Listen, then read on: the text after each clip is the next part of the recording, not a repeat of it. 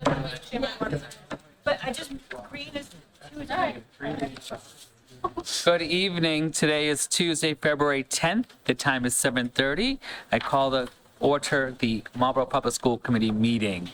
I'd like to remind everyone that we are taped and we are streamed live by WMCT-TV. Have everyone rise for the Pledge of Allegiance. I Pledge allegiance to the flag of the United States of America and to the republic for which it stands, one nation, under God, indivisible, with liberty and justice for all. thank you much, everyone. So we'll dive right in with presentations. So we have the first presentation that is by SEPAC, which is the Special Education Parent Advisory Council. You have some printouts because, like, having flashbacks where you couldn't get the overhead projectors or work, getting that work. If anybody would like some paper copies, you all have copies there. Correct. We do. If you're going to speak, you need to talk into the microphone just so people at home can hear you.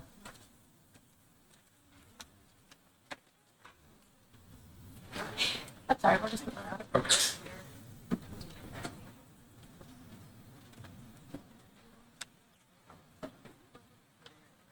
Just make sure the green light is on the microphone, on your microphone. Thank It's green, yep. you. Good. Thank you.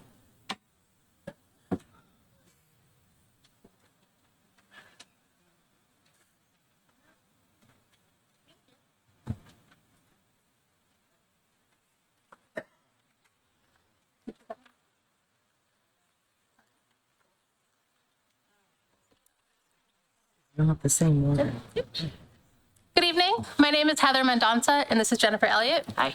We're co-chairs of the Marlborough CPAC, or Special Education Parent Advisory Council. Our agenda for tonight, first we're going to do a quick introduction to who the CPAC is, what we do. Then we're going to do a quick year in review of last school year because we weren't able to present last year. Then we'll move into this year, our year-to-date accomplishments and goals for the rest of the year. And then we will open the floor up to questions. That's the way it is here. But not So as I mentioned, CPAC stands for Special Education Parent Advisory Council. Our mission, which is a bit wordy, but it's straight from our bylaws, is to work by communicating, evaluating, advocating, and educating within the community for understanding of, respect for, and support of all children with special needs in the community and the Marlborough Public Schools. So in short, our functions are advising the district, sharing information and hosting workshops, and connecting families with resources, educators, and the community. Any parent or guardian with a student with an IEP or 504 accommodation plan can join the CPAC, and students age 14 or older who have an IEP or 504 plan can also join, although at this point in time, we don't have any student members. Our leadership council this year, Jennifer and I are the co-chairs. Our secretary is Jillian Macy, treasurer is Nels Johnson, and we have 3 members at large, Ana Paula Hentz, Camilla Diaz, and Paula Guz. And we host monthly hybrid meetings the last Thursday of each month at 7 p.m. in Whitcomb Commons and on Zoom for those who can't attend in person.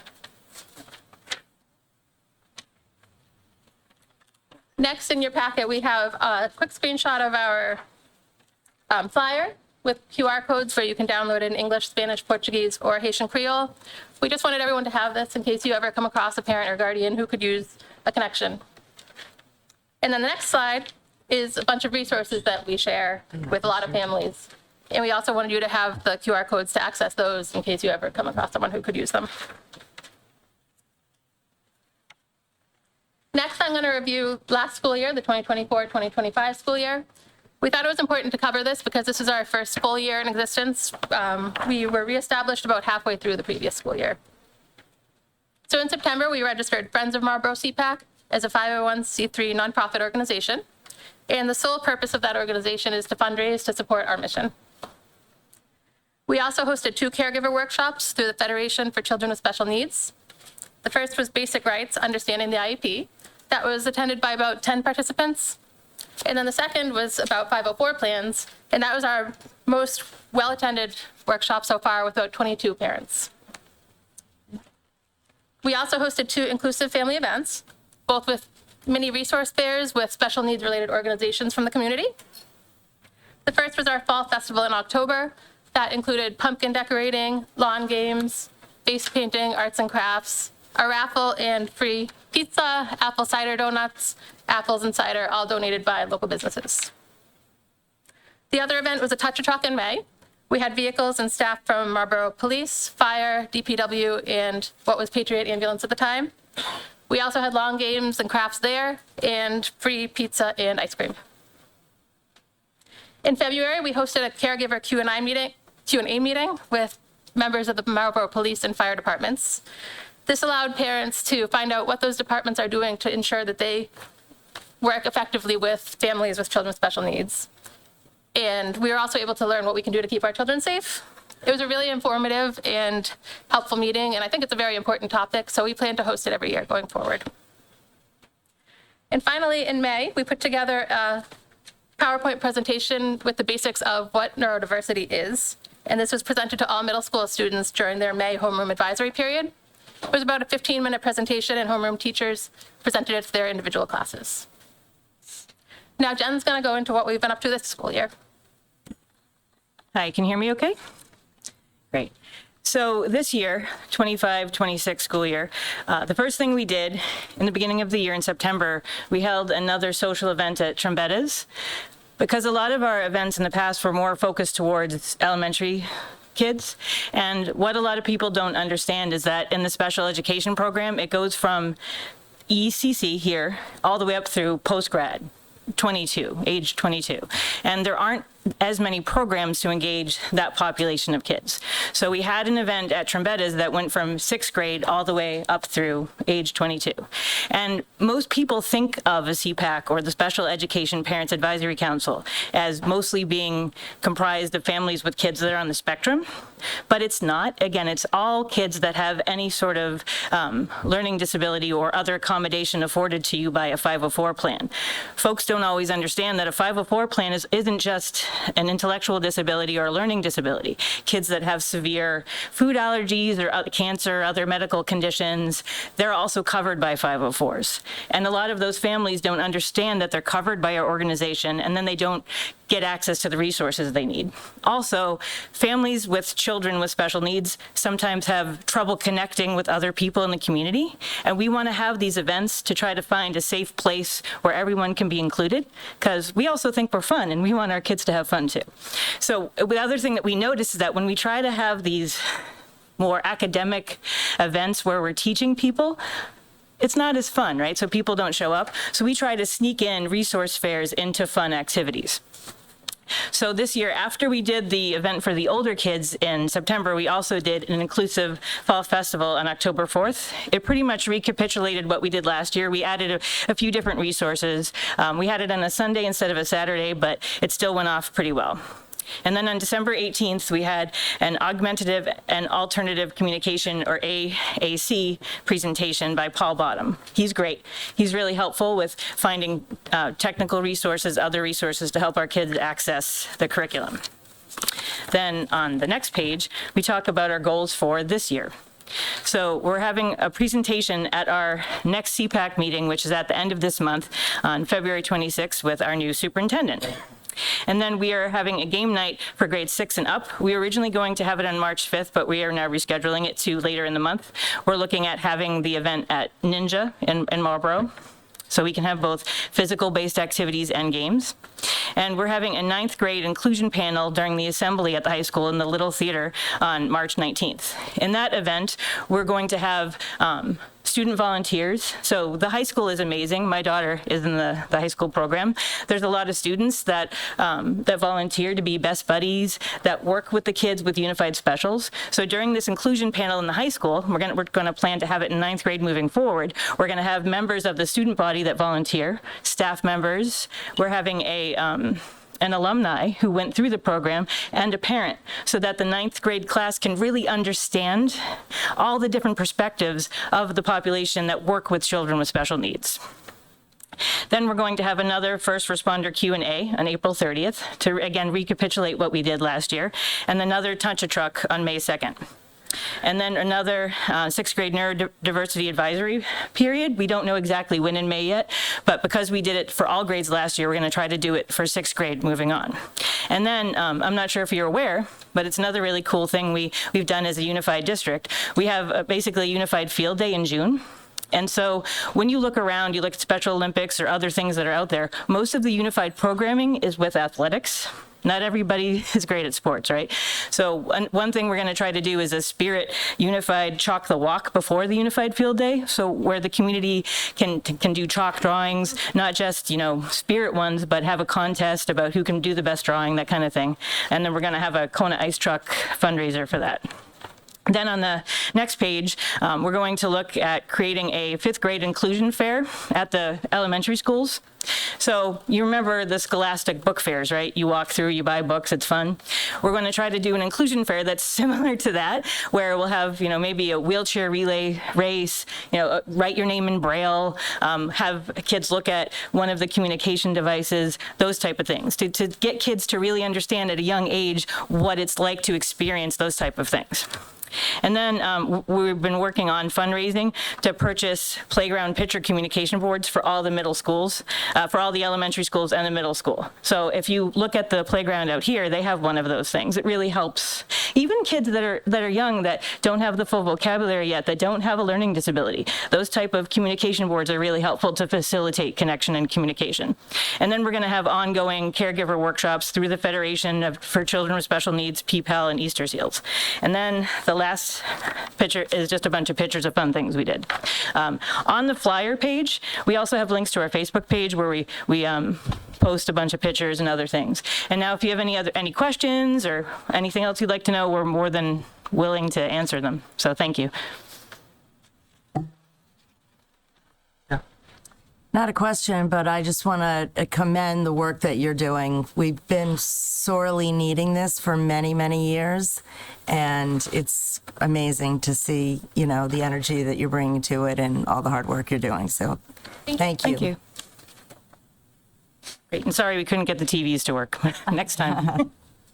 I also just wanted to say I've been fortunate to be able to be a part of this group. I haven't been able to attend all the time, but we've stayed in touch, and I've been really impressed with how much you all have really taken hold and tried to do things to get the word out to people.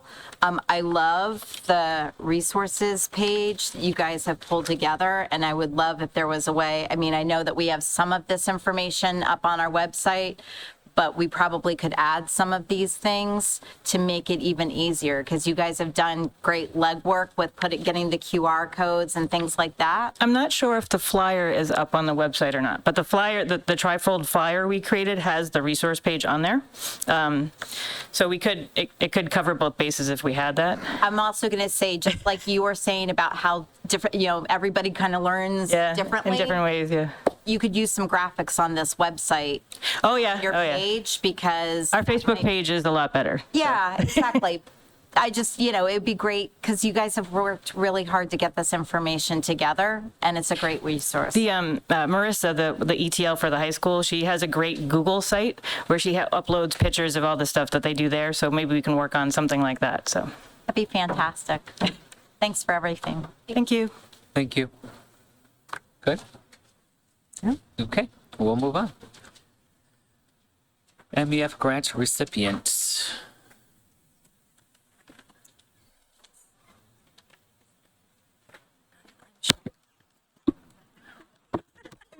I'm sorry that I have to take it down.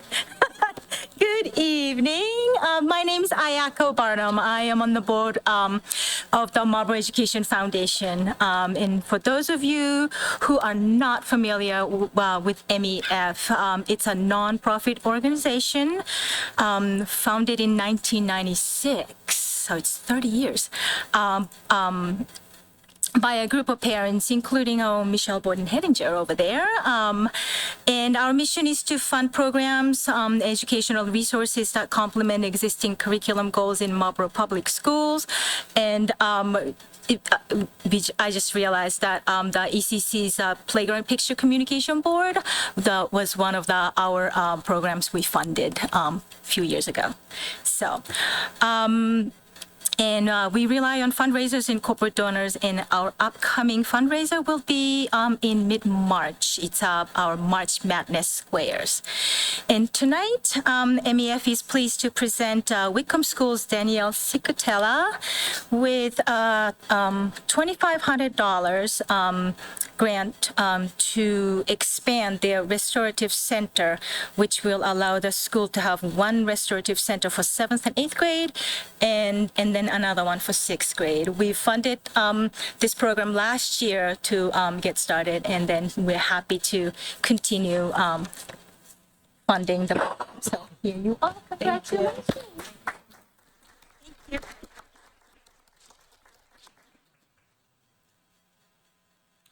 Okay, thank you. We'll Thanks, move on. Ayako. Congratulations. Okay, let's move on to the Student Advisory Committee.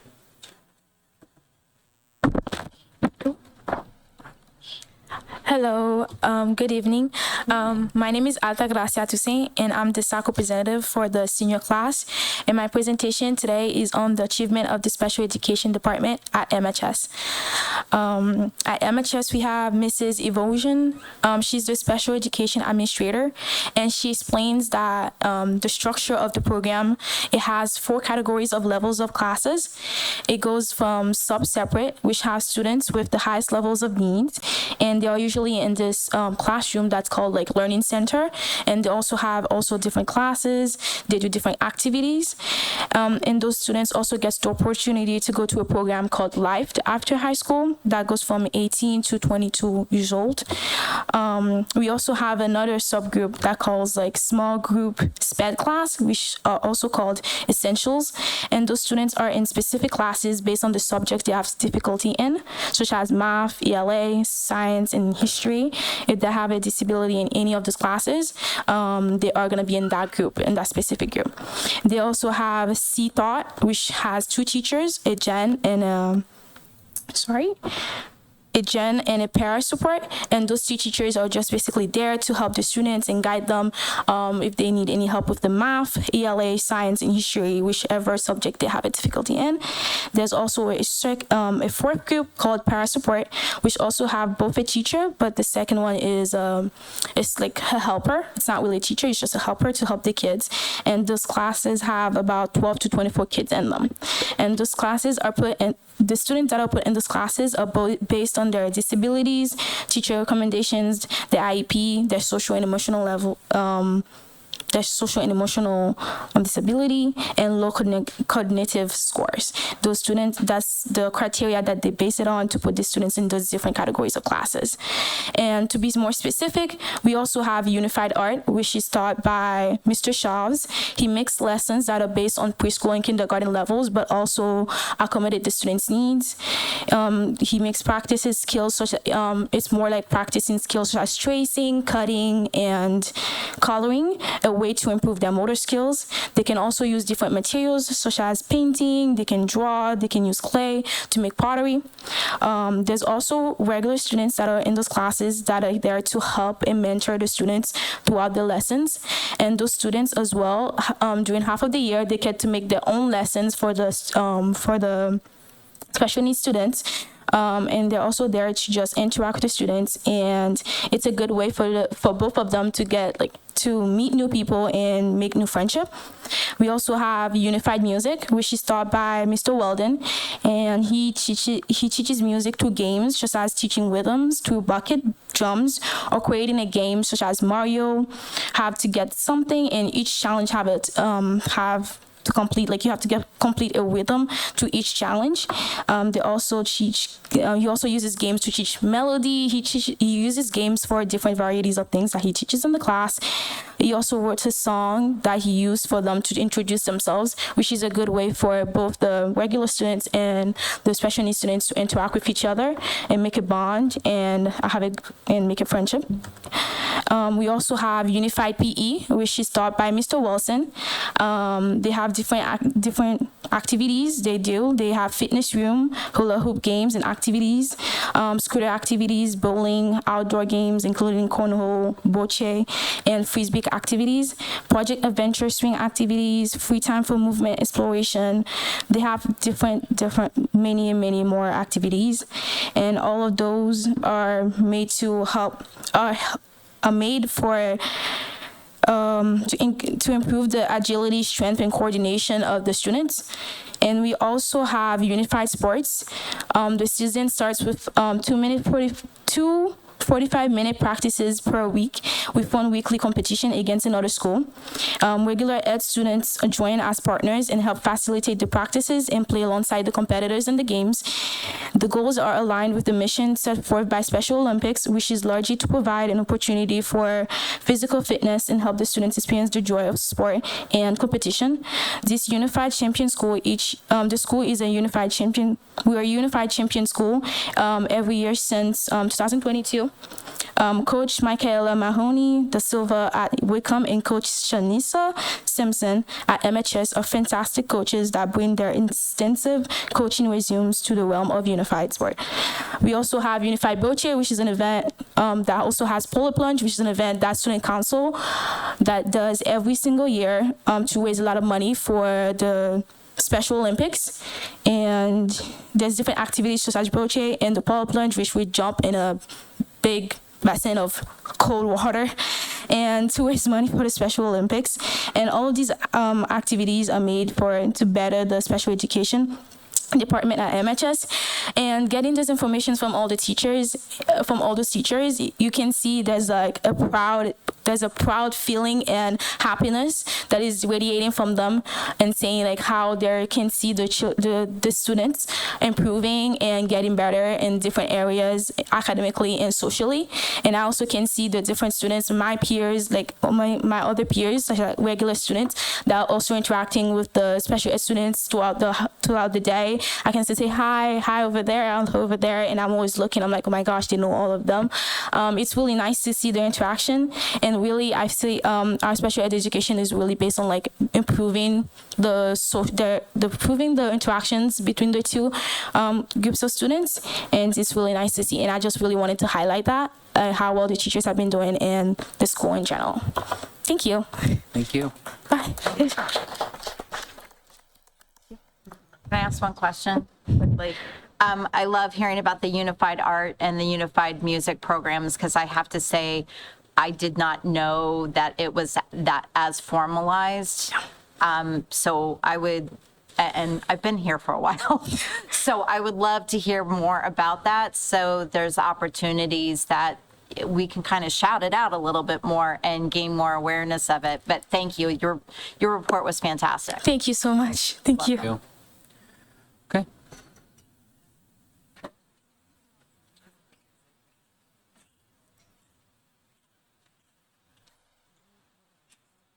Good evening, school committee. My name is Maggie Morrissey, and I'm the junior representative on the Student Advisory Committee. Tonight, I'm going to present on how the increased presence of immigration and customs enforcement is affecting students. One morning, I woke up at 5 a.m. to hear pounding footsteps and yelling outside my window. It turns out they were ICE agents who had raided my neighbor's home in the early morning.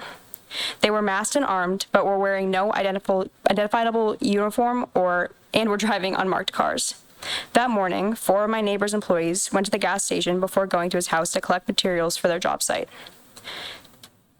They were speaking Spanish at the gas station, which caught attention of a group of ICE agents planted nearby waiting for find people to detain. The unmarked ICE vehicles then followed these men to my street where they were violently detained. All 4 of those men were legally in this country, but they do not have the physical papers physically on them to show, so they were taken away to a detention center. This violent, horrible ordeal was witnessed by my neighbor's 2 young sons, one being a special needs student. My neighbor's entire family and the 4 young men who were wrongfully detained are all traumatized by this ordeal. I wish I could say that this is an isolated incident, but this is a common experience in Marlborough today. Several students and faculty shared their experiences with me. There was one day in the last year where there were sightings of ICE all around Marlborough, largely in apartment complexes. That day, many students and their parents were too afraid to go to school. One of my peers had to stay in her room with all the lights off and the shades drawn for the entire day to pretend her family was not at home. As a person who attended school this particular day, I noted many empty seats. Another one of my peers described having to beg her mother to let her go to school, as she had made her stay home for a week out of the fear. Another one of my students described seeing an unmarked ICE vehicle parked at her street's bus stop, waiting for families to arrive to pick up their kids. One ELD teacher described how the joy of last year's graduation was taken from so many students because their families were scared to attend the graduation and do anything to celebrate after because they believed ICE might plant themselves at the event. The fear around ICE has impeded the success of so many Marlborough students, having to miss school due to the fear of being racially profiled and detained.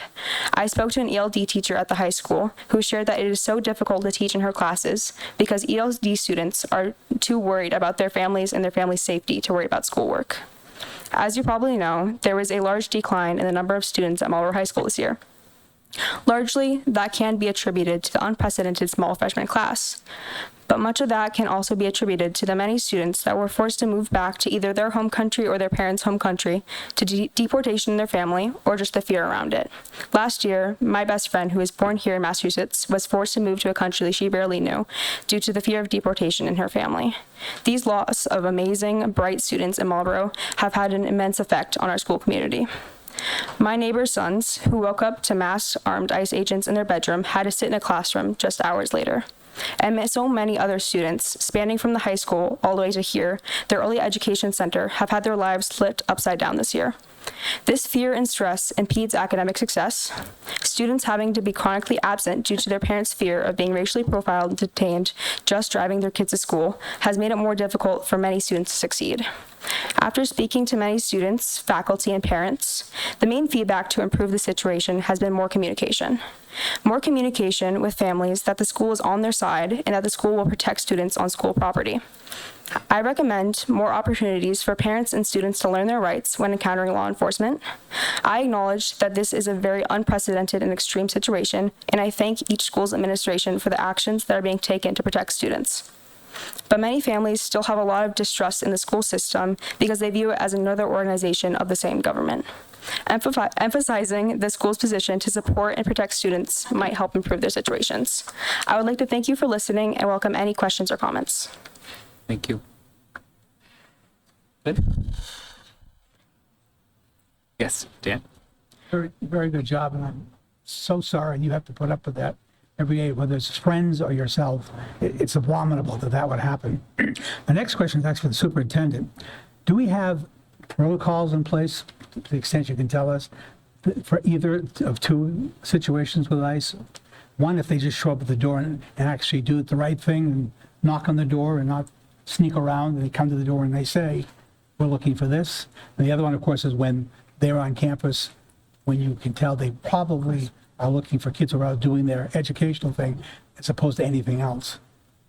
My mic isn't working, sorry. To your question about protocols, yes, we have very stringent protocols in place to protect our students, and we have a communication protocol in place should an ICE agent show up on school grounds that we have in fact enacted this year.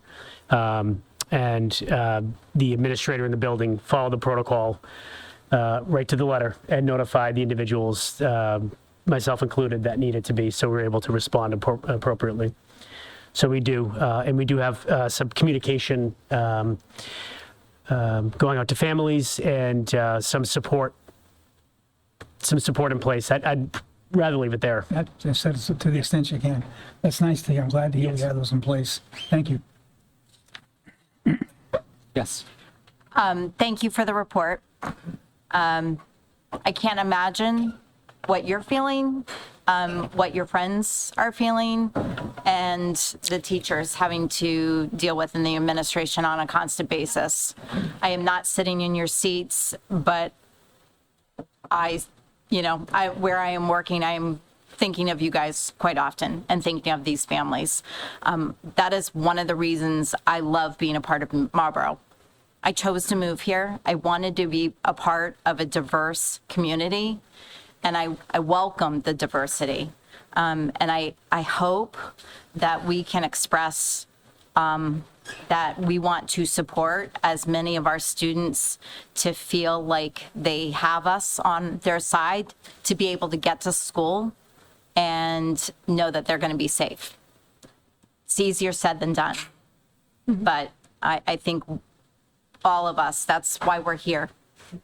We care about our kids and this community and allowing everyone to have an opportunity. So thank you. Thank you so much. Thank you.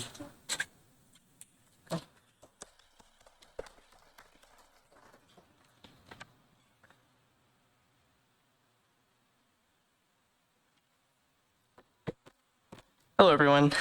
My name is Atul Mador, and I am a senior representative on the Student Advisory Committee.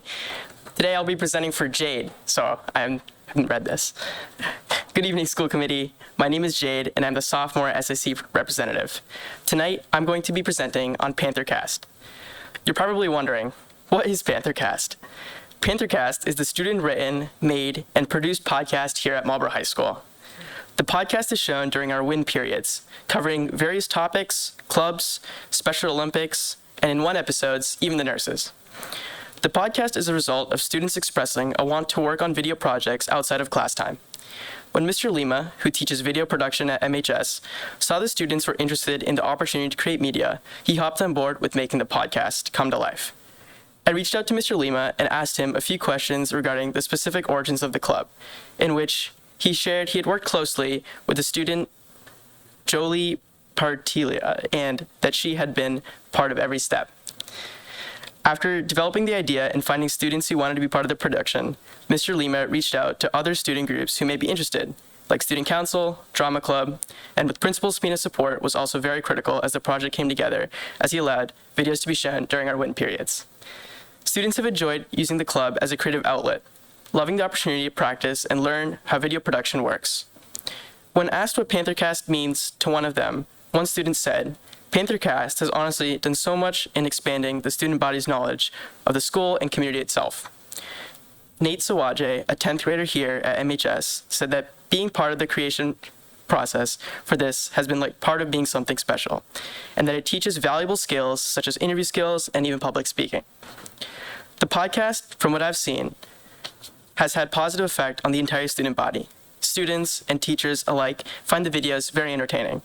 The podcast creates a sense of community that is so important to have in our school. When asked how the podcast affects the student body, Mr. Lima said, not only do our episodes frequently promote a specific club or event, but I think the existence of a podcast as a regular fixture serves as a general reminder to students that there is so much going on in school every day that they might not notice. It's also awesome for the students directly involved in PantherCast to know that their work is not only seen across the school, but also gets thousands of views outside on social media.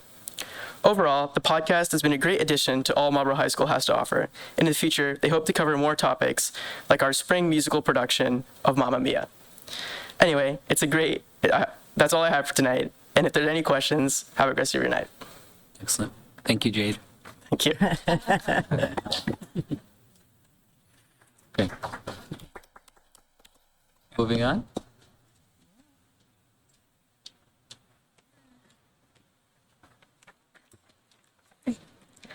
Good evening, school committee. My name is Sophia Nieves, and I'm the freshman Student Advisory Council representative. And my presentation tonight is about the benefits of Link Crew on underclassmen and upperclassmen. Link Crew is a nationwide program which was originally introduced at MHS by band director James Verdone. It's a program that's been around for 2 years now at MHS that starts during freshman orientation, where the underclassmen get sorted into groups of around 7 to 8 people with 35 junior, senior advisors who help host the activities.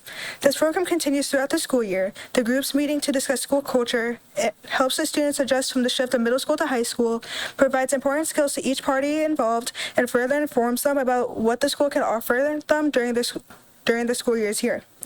A benefit from Link Crew is it allows the freshman students to get a feel for the school before the first day begins. About a week from the first day of school, the freshmen attend a one-day orientation.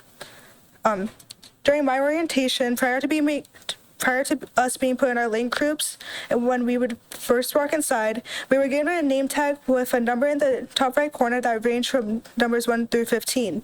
After getting settled into orientation, we were introduced with activities within the gymnasium that would take participation would take participants from the crowd to get the morale up.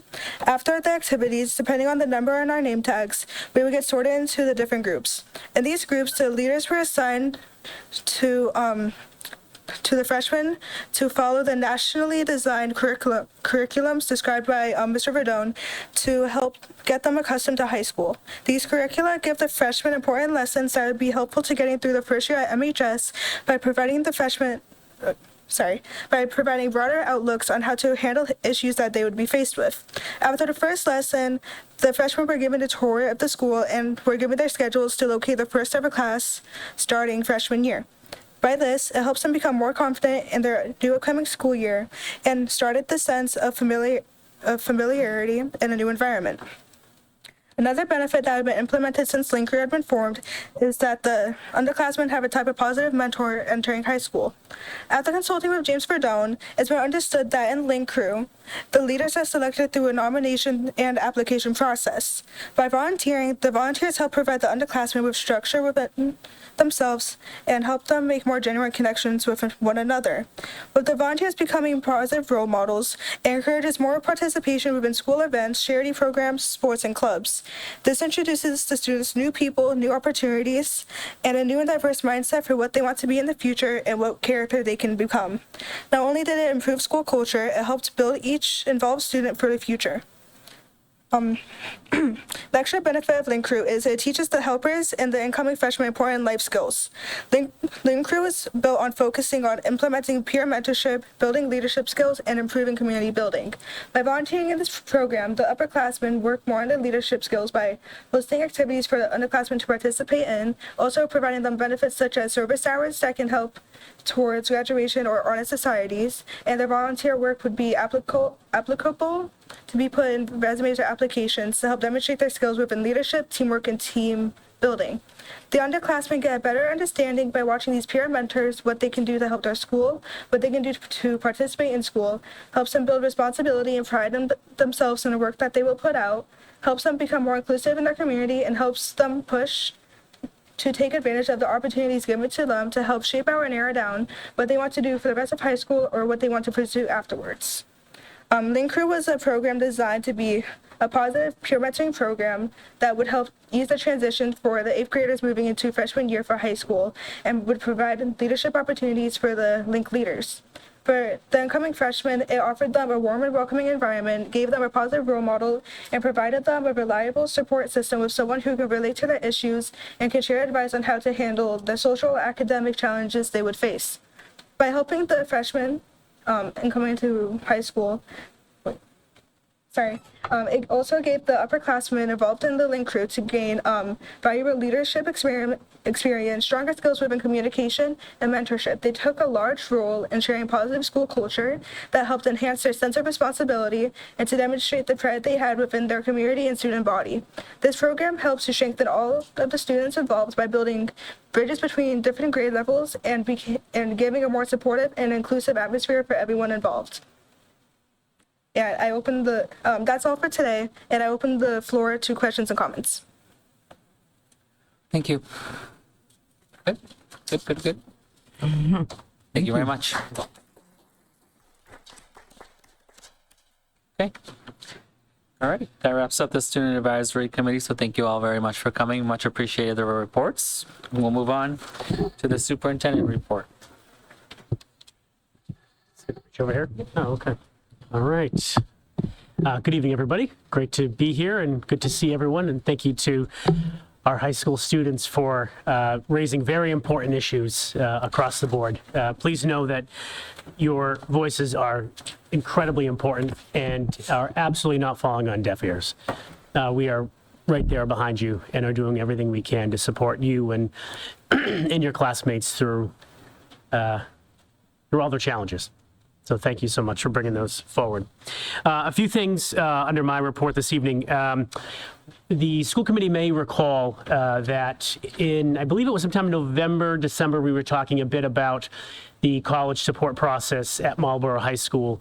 And they have since done some revision to their support plan for our juniors and seniors.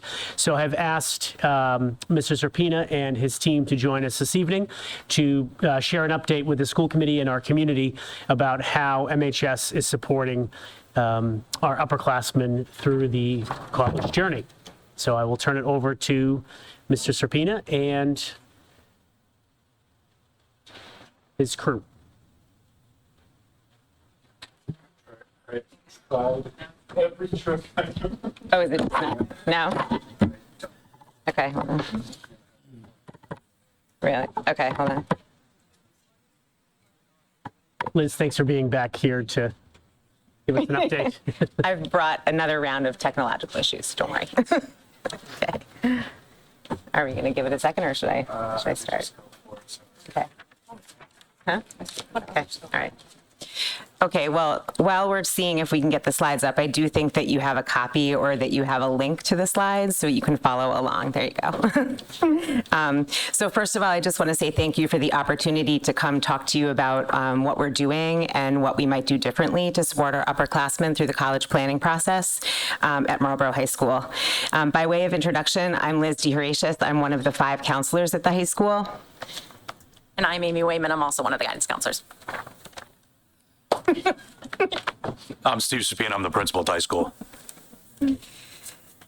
We have 3 other guidance counselor colleagues with whom we share the work of preparing our students to go into the post-secondary universe after us. So we are going to focus, as Jay said, on the upperclassmen, the junior and senior year process right now, and just give you an overview. So over the course of 4 years, the goals of Marlborough High School college planning process are to help students do 3 things: identify and articulate their interests, strengths, and goals, explore the post-secondary landscape as it relates to those goals, actually 4 things, develop and execute a college application plan, and then evaluate college admissions offers with an eye toward right fit.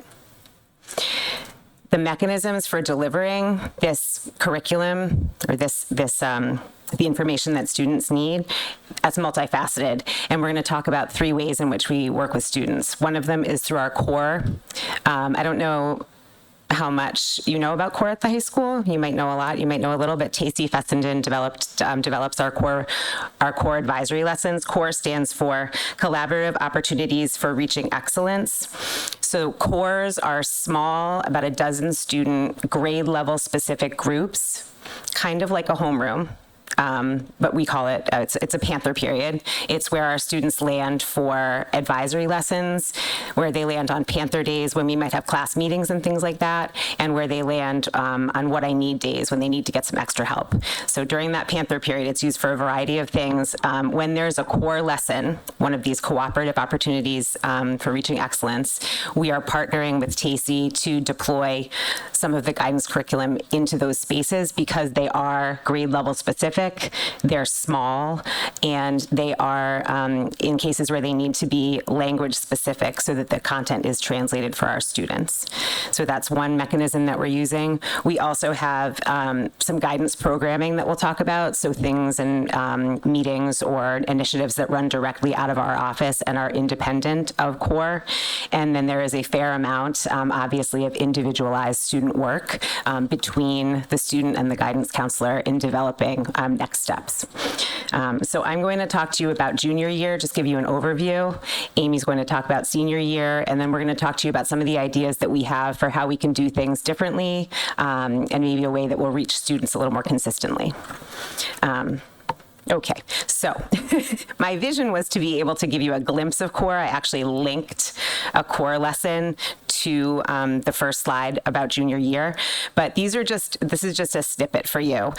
For example, in September of junior year, in these small classes that are grade level specific, our juniors had the opportunity to explore labor market trends, sort of the job market, how that relates to post-secondary requirements, and just get them sort of thinking in the context of what it means to get a job, what kind of preparation you need for that job.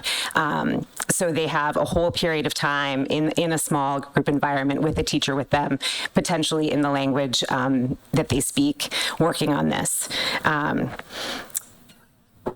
The second one is an example actually that came from last year. I grabbed an example of an April core for juniors during which students had the opportunity to research careers and future educational opportunities, to take some notes about that. And then we also talked about how to access teacher recommendations. So we sort of some global content and then some very specific nitty-gritty content about when you're putting together your portfolio for these post-secondary opportunities, what can you do at the end of your junior year, including asking teachers for recommendations? How do you access that information? What form do you need to give them? How do you ask them on Naviance? So it's a combination of thinking globally about what it means to leave high school, where you might want to land, how that fits with you, and also what are the mechanisms that we use at Marlborough High School to put things together as you're moving forward. So that's just an example.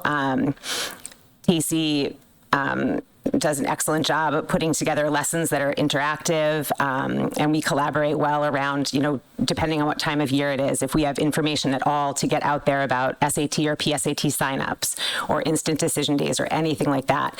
In addition to advertising that in all the ways you think we do, we also put that in core where we know that we hope that students are in there in a smaller environment and it's very accessible to them.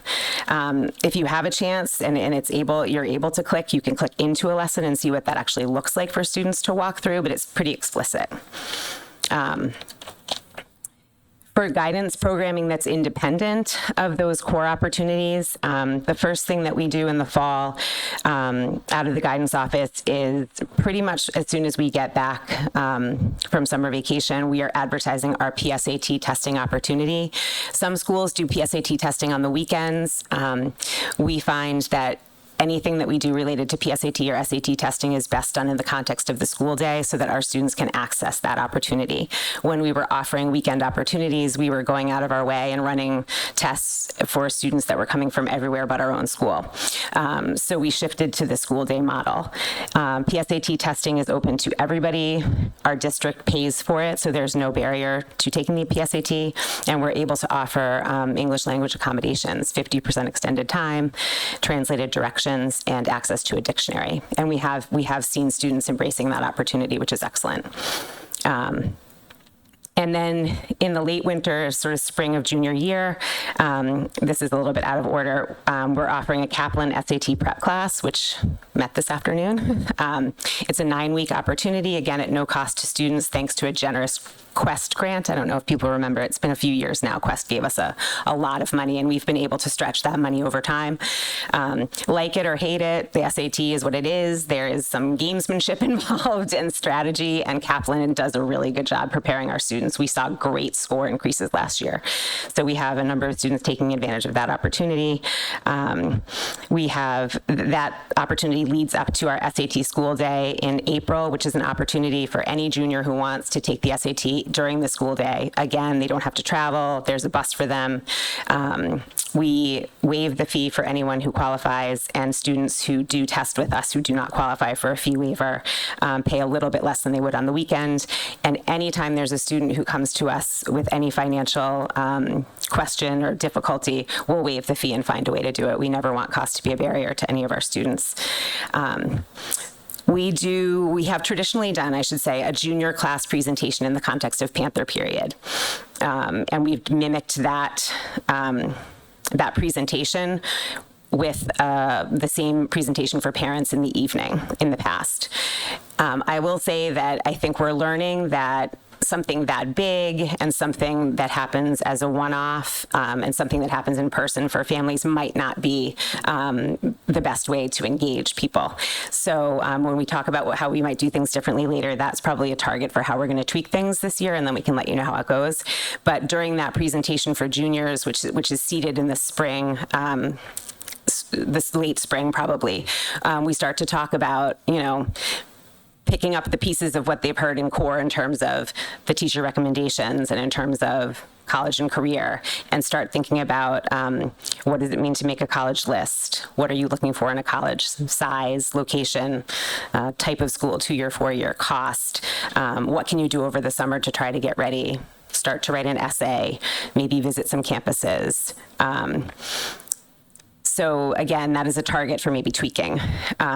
We do land in a lot of junior English classes toward the end of the year. A lot of our junior English classes turn their focus toward essay writing in the spring, and we are often invited in to talk about essays and sort of the Common App. And again, the smaller setting is advantageous because it's just easier for students to ask questions, and it just fits nicely at that time of the year. And then they have, Mary Ellen might be able to attest, but those visits kind of generate some good questions that come directly from the kids about what they need to know, in addition to what we think they should know. There are also individual counselor appointments. The ones that happen during junior year cover not only scheduling, but starting to think about college planning. Students, on the graphic on the slide that you can't see, but you might see in front of you, there's a picture of a folder. We didn't do the folder in the past couple of years. I think it might have been a budget thing, but students do or should be leaving that junior year appointment with a packet. And they will again this year. We're going to resurrect the folder, but all of the forms they need to give teachers, counselors, a place to write their password down for the Common App and for Naviance and things like that. So we're going to try to. They have a little bit of a starter pack when they leave as juniors. So some of the images on the page are just some of the announcements we've made about things, or just so you can get a feel for how things look junior year. And I'm going to turn it over to Amy for senior year, which gets a little bit busier.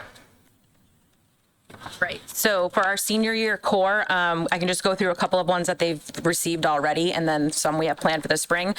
So in the early fall, they did kind of like a post-grad pathway, which was geared towards college or any student who decides military, folk school, anything like that. They had a whole core about what is kind of like your future plan and what are the pathways and everything like that.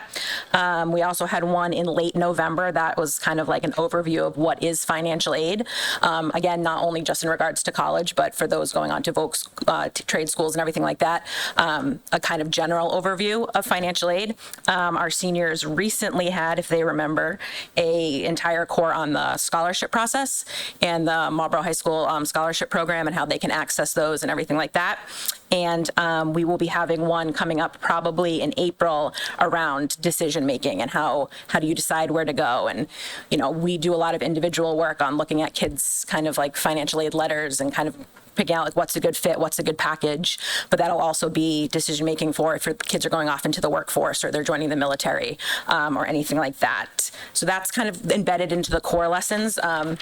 But some of the other programming that we do is they had an entire Panther presentation that went over, again, kind of similar to junior year, the entire application process from start to finish and what they need to do. We also had that exact same night for parents as well, with translation services, both in school during the day with the kids and at night for parents. A lot of individual student counselor meetings in regards to college applications. The entire guidance department writes a letter of recommendation for every single one of their seniors who is applying to college. We also, between the months of September and November, have about 3 to 4 colleges a week who are coming in to visit. So the kids are actually able to sign up via our Naviance platform and meet with colleges that are coming in. So those are the admissions reps that are actually reading their applications.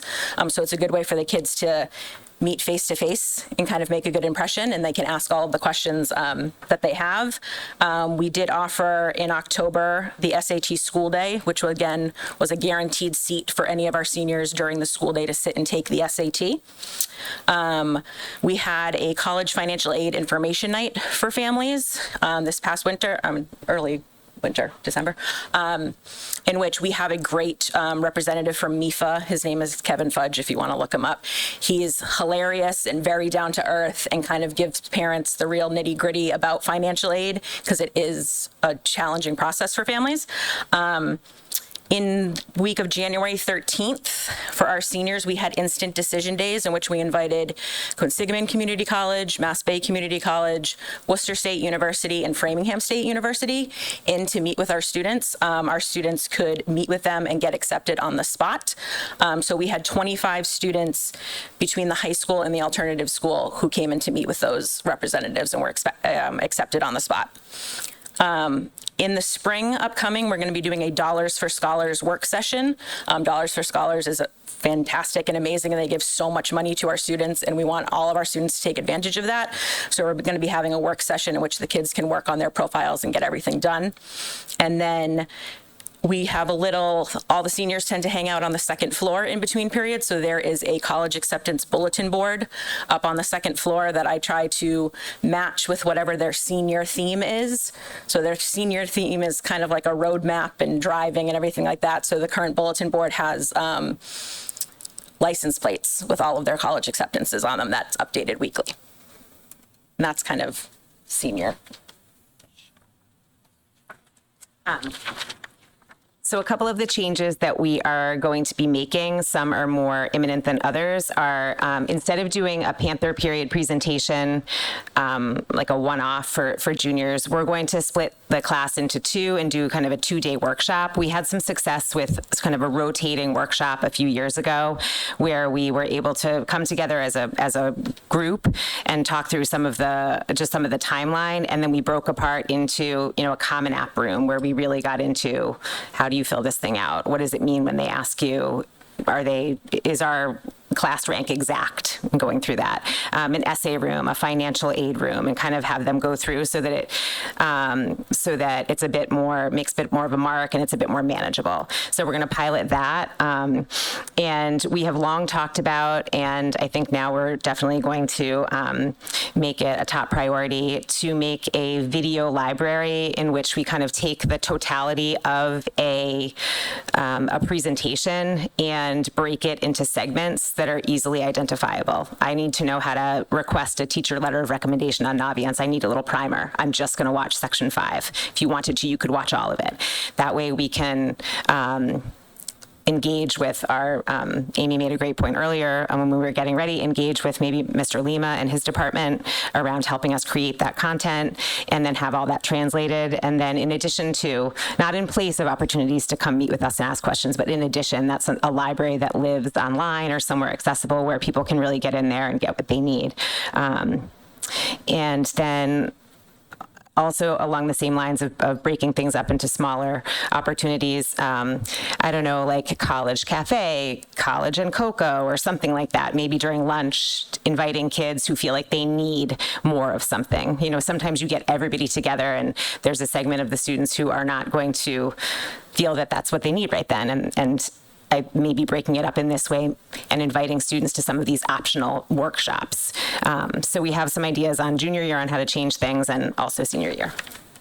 So during senior year, we are also talking about breaking up the large group presentation into smaller groups for better engagement. Again, we're talking about PM work sessions in the afternoons for kids, maybe apps to work on their college applications and everything like that. And then our guidance department is currently working on a kind of needs assessment for our seniors to survey them and find out what they still need going forward. And we're going to analyze that data and hopefully have some lunchtime workshops where the kids can come and work on some of those student identified needs at this point in the year to make sure that they're all set before they leave us in June.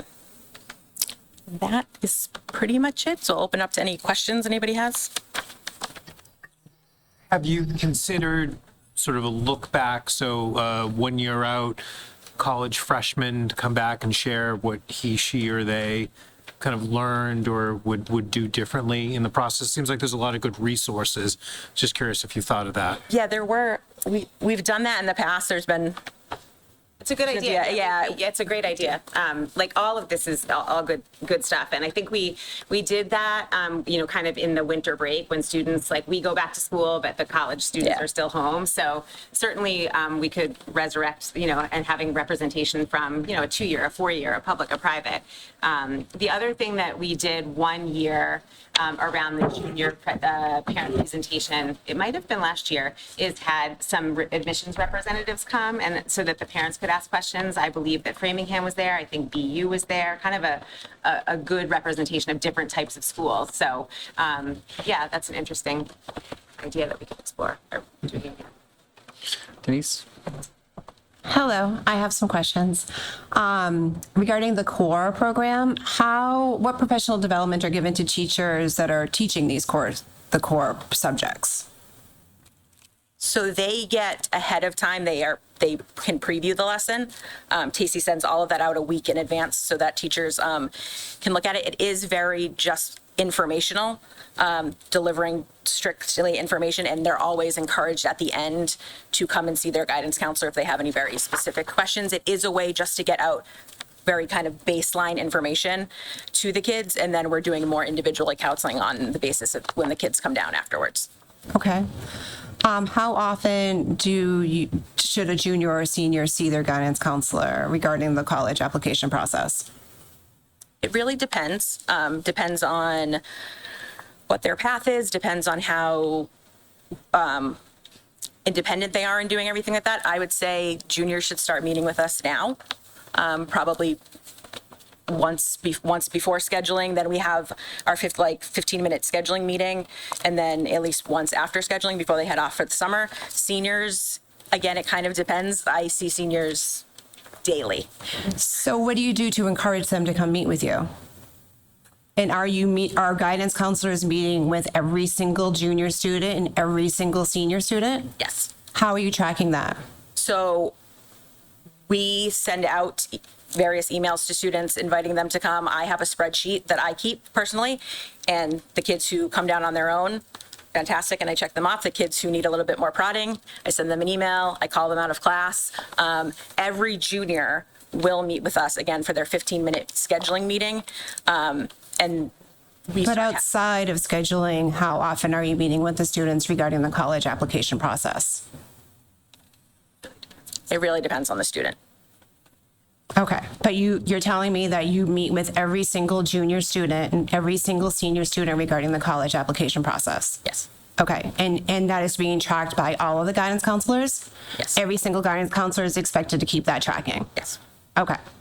How are the families being involved in the college application process? Besides the nighttime meetings, I've heard you talk about a lot of things that you do at the high school. How do the parents learn about this and what you're doing and how to encourage their students to be more active in the college application process? So I think that, for example, I'm thinking about the college rep visits or the testing opportunities or things like that. We try to send that out to all parents. I hope that people are getting that. I know that we sent out, for example, college rep visits so that you're aware if you have to have a conversation at home. Hey, I noticed that such and such school is coming. I'd like you to try to go. I do think that the model of like coffee with the counselors or something like that could be a helpful one. We try to, again, I think maybe adding on to the mass communication, some opportunities for smaller. It is hard we do struggle trying to figure out how to increase attendance at some of the things that we do. So that is sort of a perennial question about what is the mechanism or the format that is easiest for people to, because I know people want the information and want to do that. Issue. Yeah. Sorry to interrupt. We just need to use the microphone if you're going to speak because people won't be able to hear you.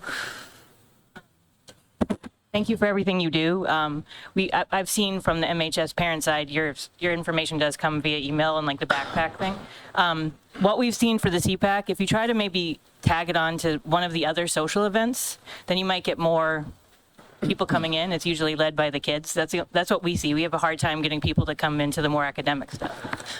I'm not specifically talking about just the events, but just in general.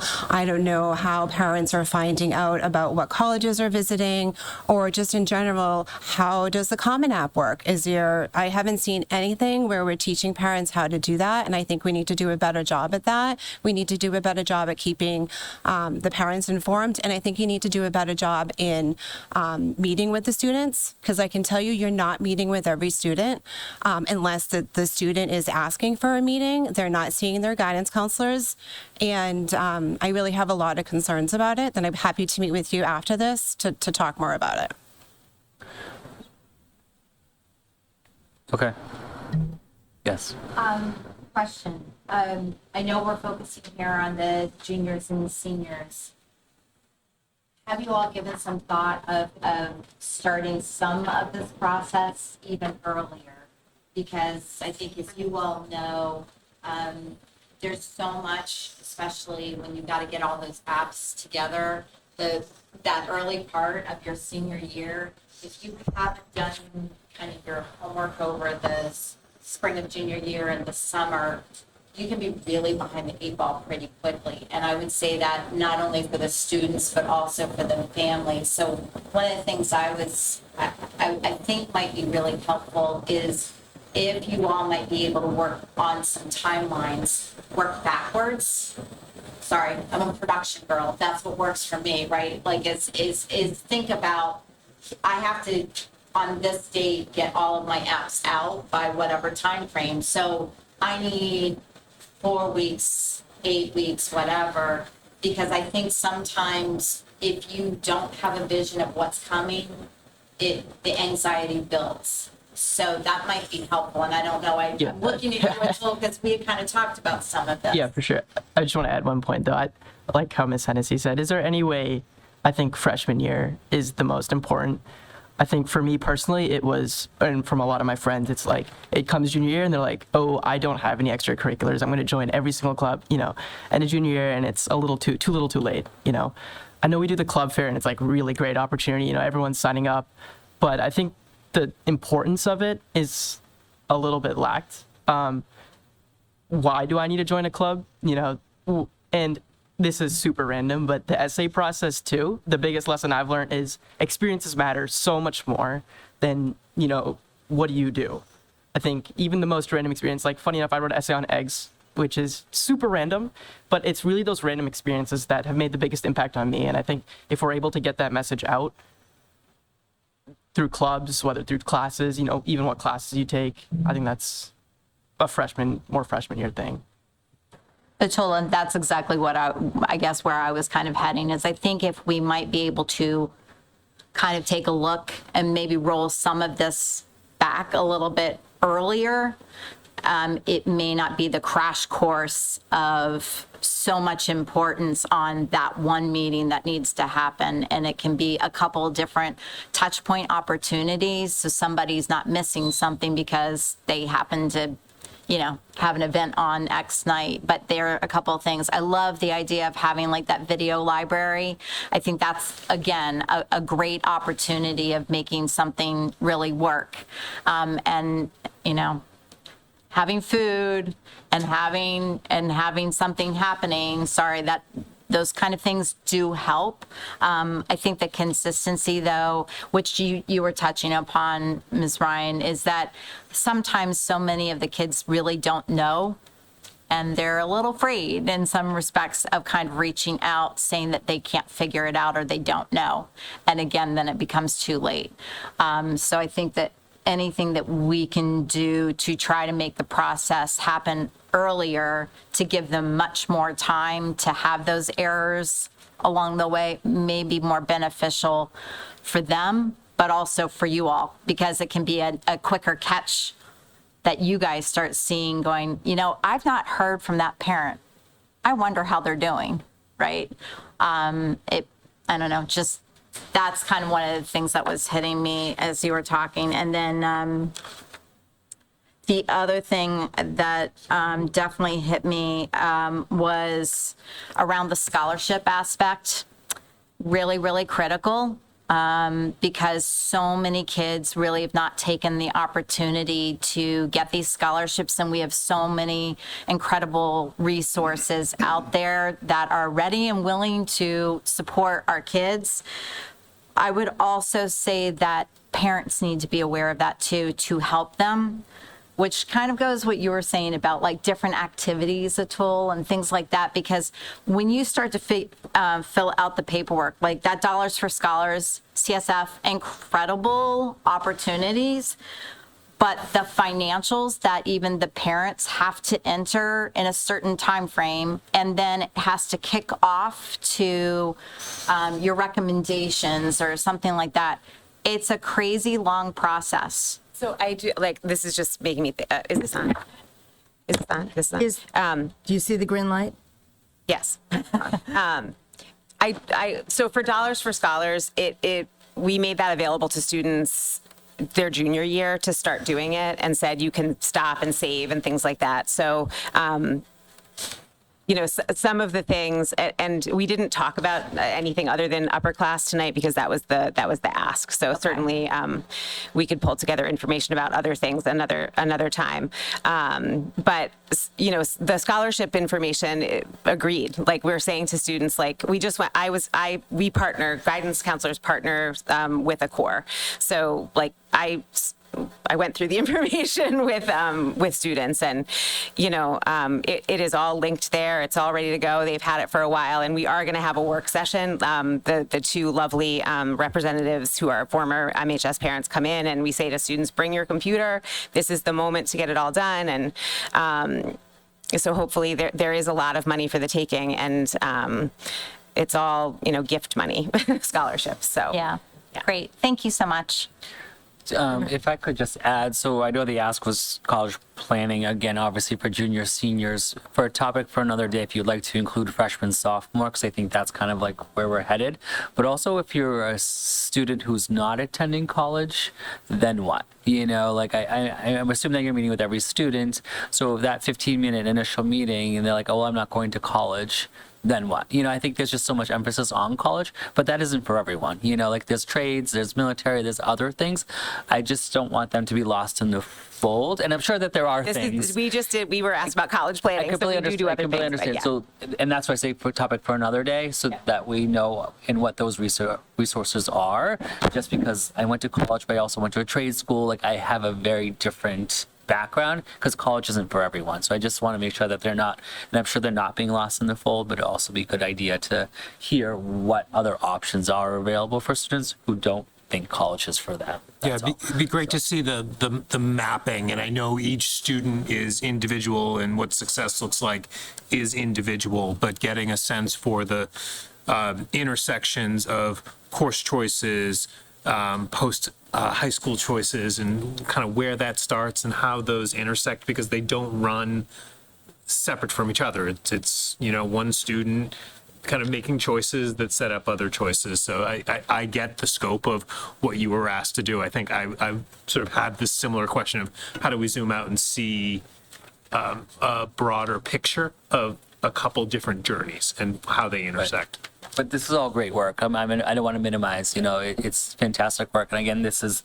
one of the most difficult decisions I think any student has to make. So navigating that through, the more guidance that we have for them, so again, knowing I had like 5 different careers in my life at 45, I still don't know what I want to be when I grow up, and I'm the mayor for the city of Marlborough. So I just want to make sure that it's okay that you don't know what you're doing, but how do we support that and guide those students throughout? But great work. So thank you.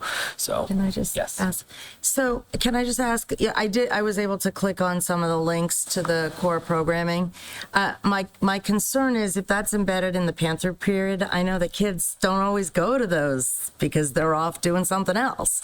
So the structure this year, maybe I'll let you say that, but they're supposed to be in their course. Like core is a responsibility. Panther period refers to that 45-minute time, and this year it's either designated as a Panther, which means there's probably a class meeting or something like that, or a WIN, which is called What I Need. And during a WIN, students know that they have the option to get extra help or they need to take a quiz. But during a core, the expectation, it's like a class, attendance is taken, it's an expectation.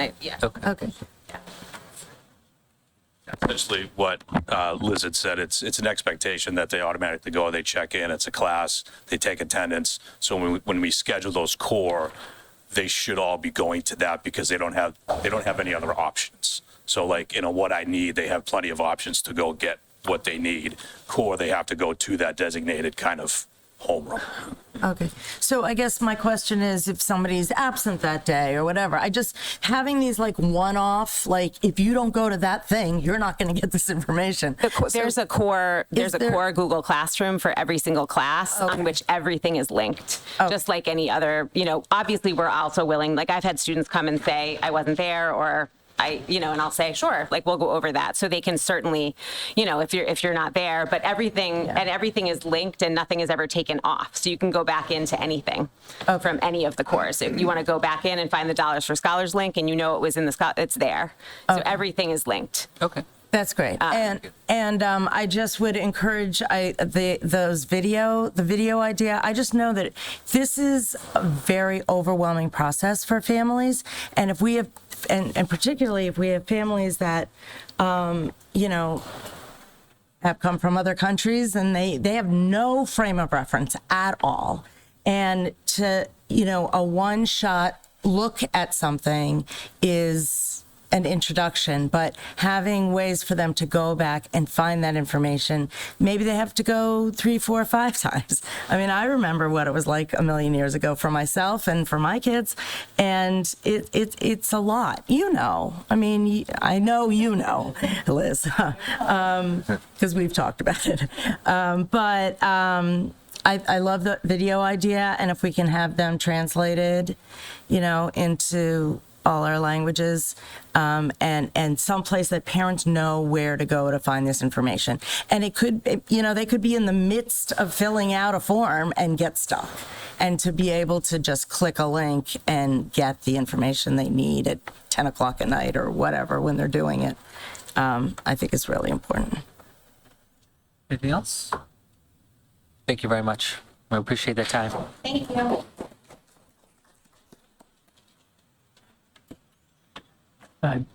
Next to my report is just a very brief attendance update. In your package, you have our updated enrollment by school and overall as a district. Our current enrollment as of January 30th is 4,321 students, so that's just down slightly from our last report. And the overall attendance for our elementary schools is again hovering around 94%. For the middle school, it is around 93, and for our high school is just over 91%. We are pleased to bring on board, beginning last Monday, our first re-engagement coach. We talked a little about that position, and so far hit the ground running as far as partnering very closely with our middle and high school staff to really get his arms around chronically absent students, what are the interventions we've tried, what's working, what's not, and he started his work to essentially put together action plans to re-engage those kids and get them back in the classroom.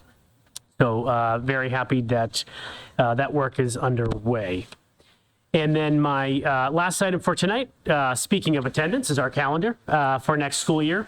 And you will notice a few changes to the calendar, nothing too significant, and more so as it impacts the adult learning side of things, although of course impacts families too, but is our professional development days and how we've actually spread those out.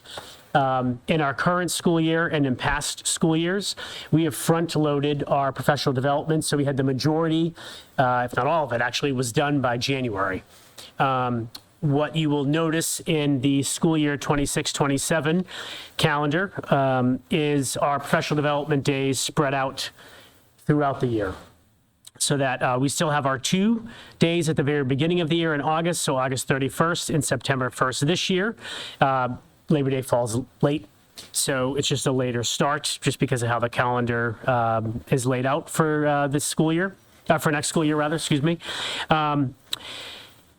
We moved a half professional development day into October, so we have a half professional development day on October 7th. We have a full, so our third full professional development day for staff on Monday, November 2nd. Then we do not have another professional development day, it's an early release day, until February 3rd. So we moved the December half day into February, and you will notice that we do not have our January professional development full day. We actually moved that into March, so that will be on March 12th, and our last early release professional development day is on May 19th, 2027.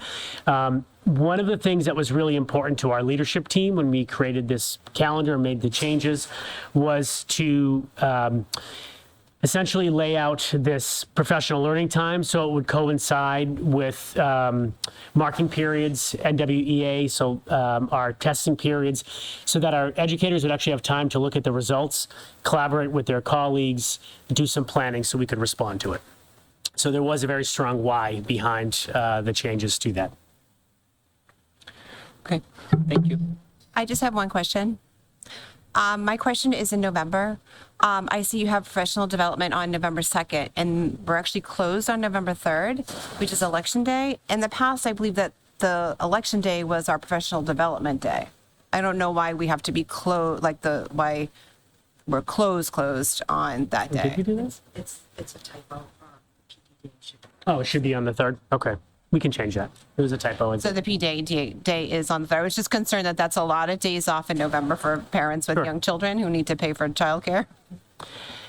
So change will be November 2nd is an in-school day, and November 3rd is Election Day, which is professional development. Okay. No students, but staff is in. Yeah, thank you for that. That was a typo. So we'll change that. Thank you. As a Rhode Islander, I'm not used to not having schools. We don't close schools on that day. I think we only do here because we vote in the schools, and that's not, I don't think it's a big election year, but some years it's bigger than others. Gotcha. We'll make that change. Thank you. Okay. We will vote on that later on, so. You want to suspend the rules? But we have to vote on her thing. No, but that's what we suspend. Okay, sure.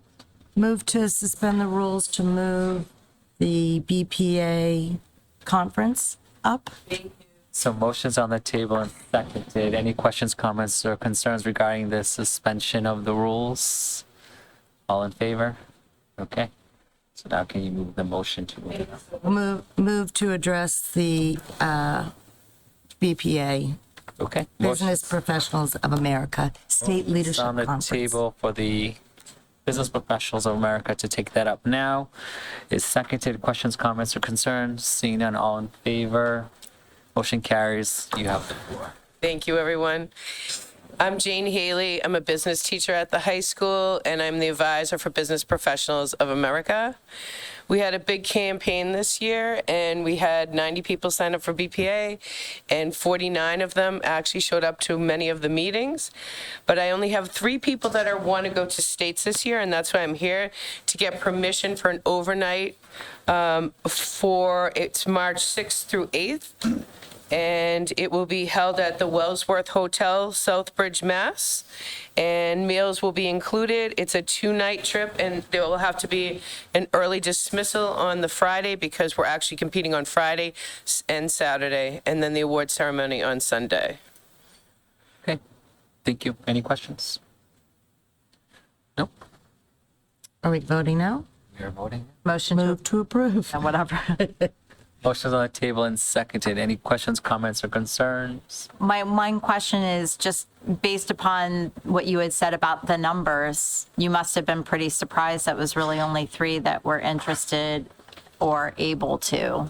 Yes, and it wasn't about money because we had raised so much money last year that I said that people could go for 0.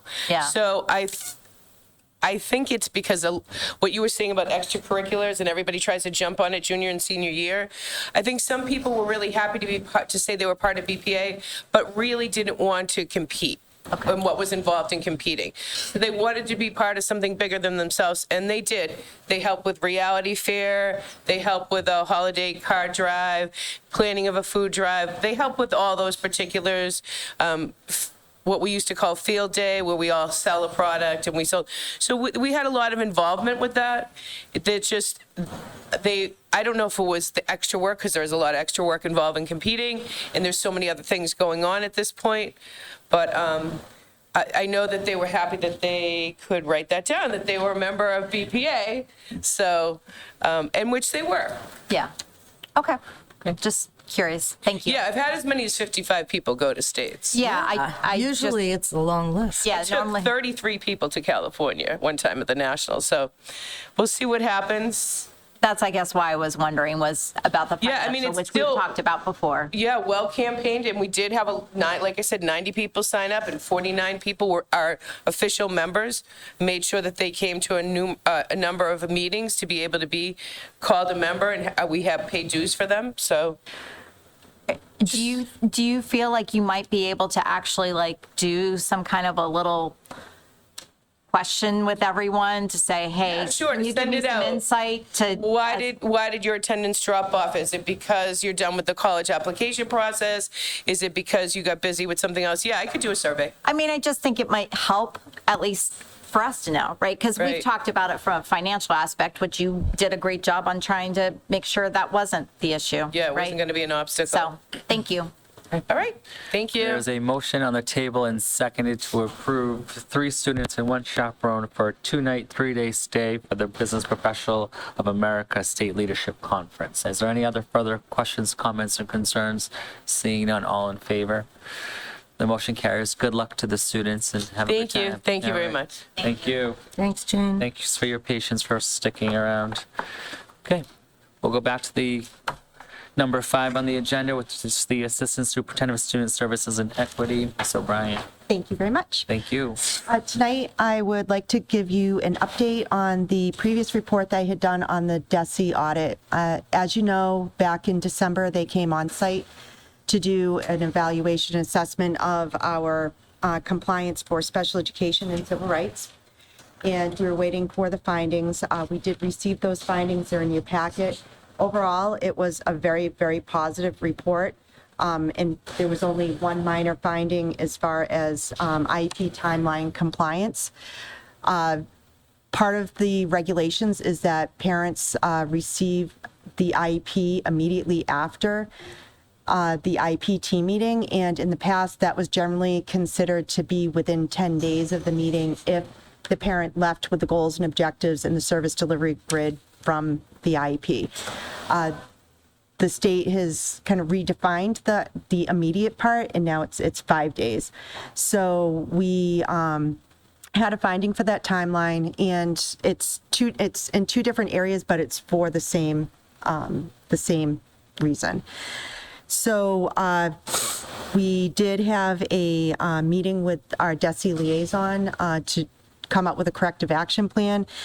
Part of that is to do a training with our ETLs and our office support staff. John Fletcher, our Director of Special Education, and I met with them. We had a full-day training in January, and that was part of the review was those timelines and then tweaking our procedures to make sure that we are within compliance for that. So part of that, my call with our liaison was that she felt it, based on the activities that we had already done, that we already met our corrective action. So she has asked me to submit evidence of that, and the only other action follow-up would be for them to set a date for a record review sometime in the future. The other item that I would like to update the school committee on is our special education strategic action plan. So I had presented back in October an action plan based on our students with disabilities outcomes, particularly with our achievement in ELA and math for our MCAS scores, our chronic absenteeism, and our high school outcomes as far as students with disabilities graduating within 4 years and not meeting the state target, as well as our students with disabilities having higher dropout rates than what the state target is. So we've been busy since October doing weekly and monthly meetings with within the schools. John Fletcher and I have gone around, have done walkthroughs with the ETLs of each of the buildings and had debriefs on those meetings. And we've identified areas to go back to give feedback to the teachers. We've also looked at data with the principals and ETLs. Each month we've targeted a different set of data points. So whether or not it's looking at the, currently in January, we're looking at the difference from the fall NWEA to the winter NWEA to see which students have improved, which students still need assistance. And overall, from those findings, one of the areas that we had looked at with Richer Elementary School, as you know, we have an additional interventionist at grade 5, as well as the intervention coordinator. And that was an area for students with disabilities, as well as EL students, that we saw some really good gains within their growth, but also within their achievement. So that's something that we're starting to have conversations about as far as what can we do differently to be able to increase their achievement. We are also, as part of that, is also looking at our interventions, which is ongoing. We've had before school interventions, and there's targeted interventions that are happening during the day. We've had quite a few meetings with the Office of Teaching and Learning with Jen Ryan and Heather Russo, Chris Henry, and Dr. Skaza. We, with John Fletcher and myself, be able to come up with a plan, professional development plan.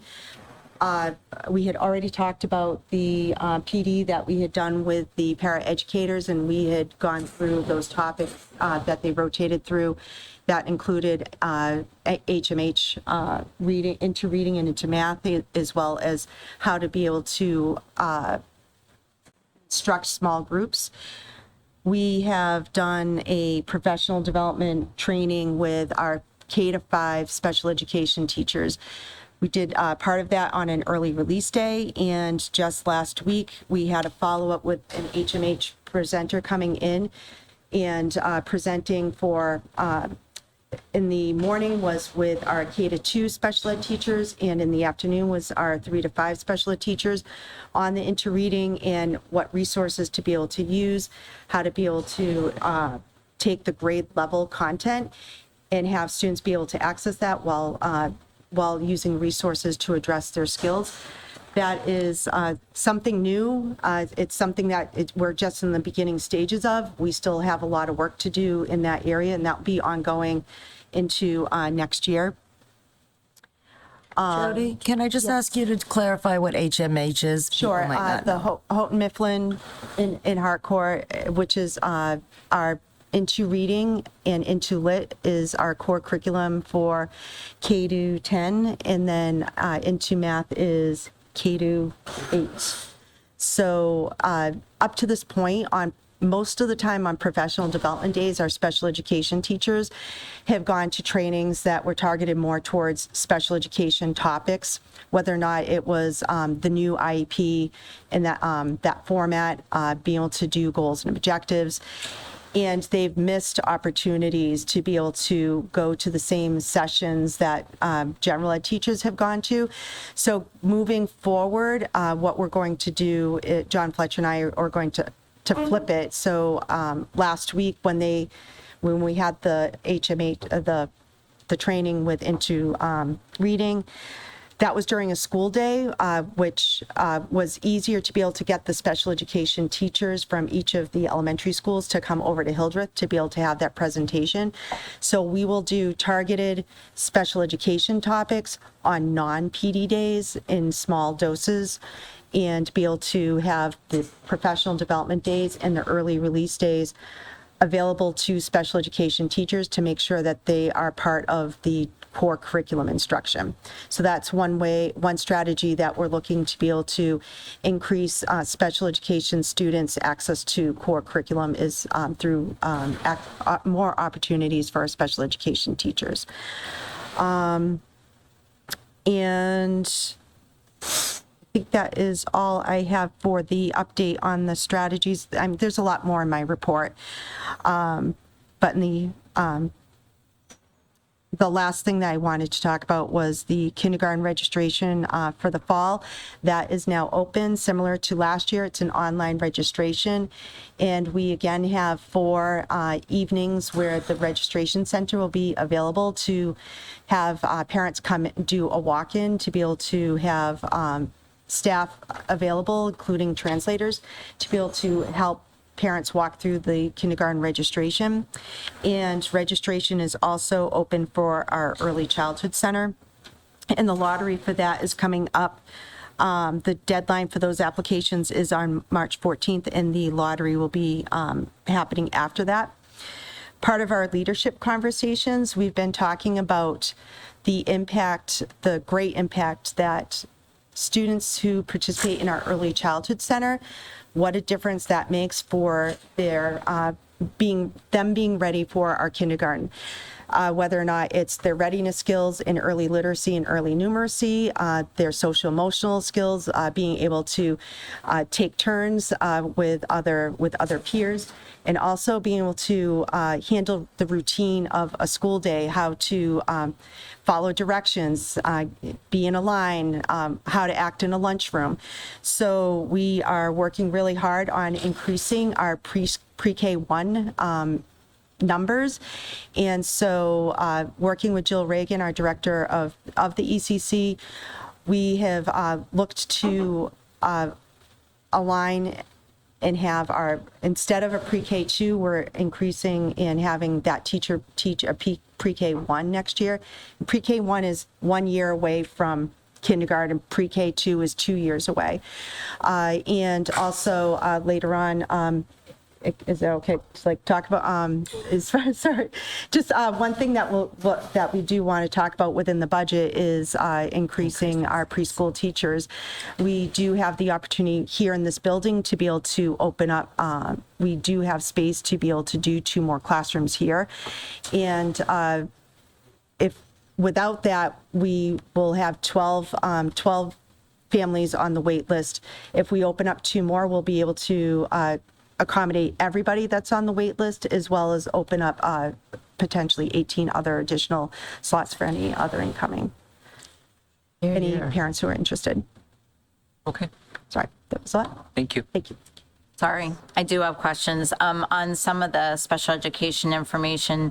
So with the time frame that needs to be monitored on making sure that the information is leaving with the IEP meetings and such, how are we going to track it? Like, do we have one centralized mechanism? So like they're happening on, Monday, and by, the next Monday, there's a mark in there so we know that it's been delivered. I mean, how are we to make sure that this is actually all happening? Because it's a lot. Yep. Thank you for that question. So we do have the capability of being able to track compliance within Aspen.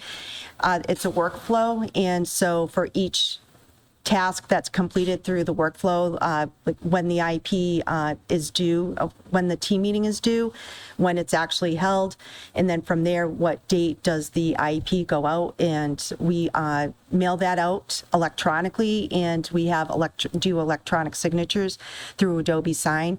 So that is where we're able to pull reports to be able to look at compliance. That's part of what I put in the corrective action plan, is that John Fletcher and I will routinely run compliance reports and look those over to make sure that each of the schools is following those timelines.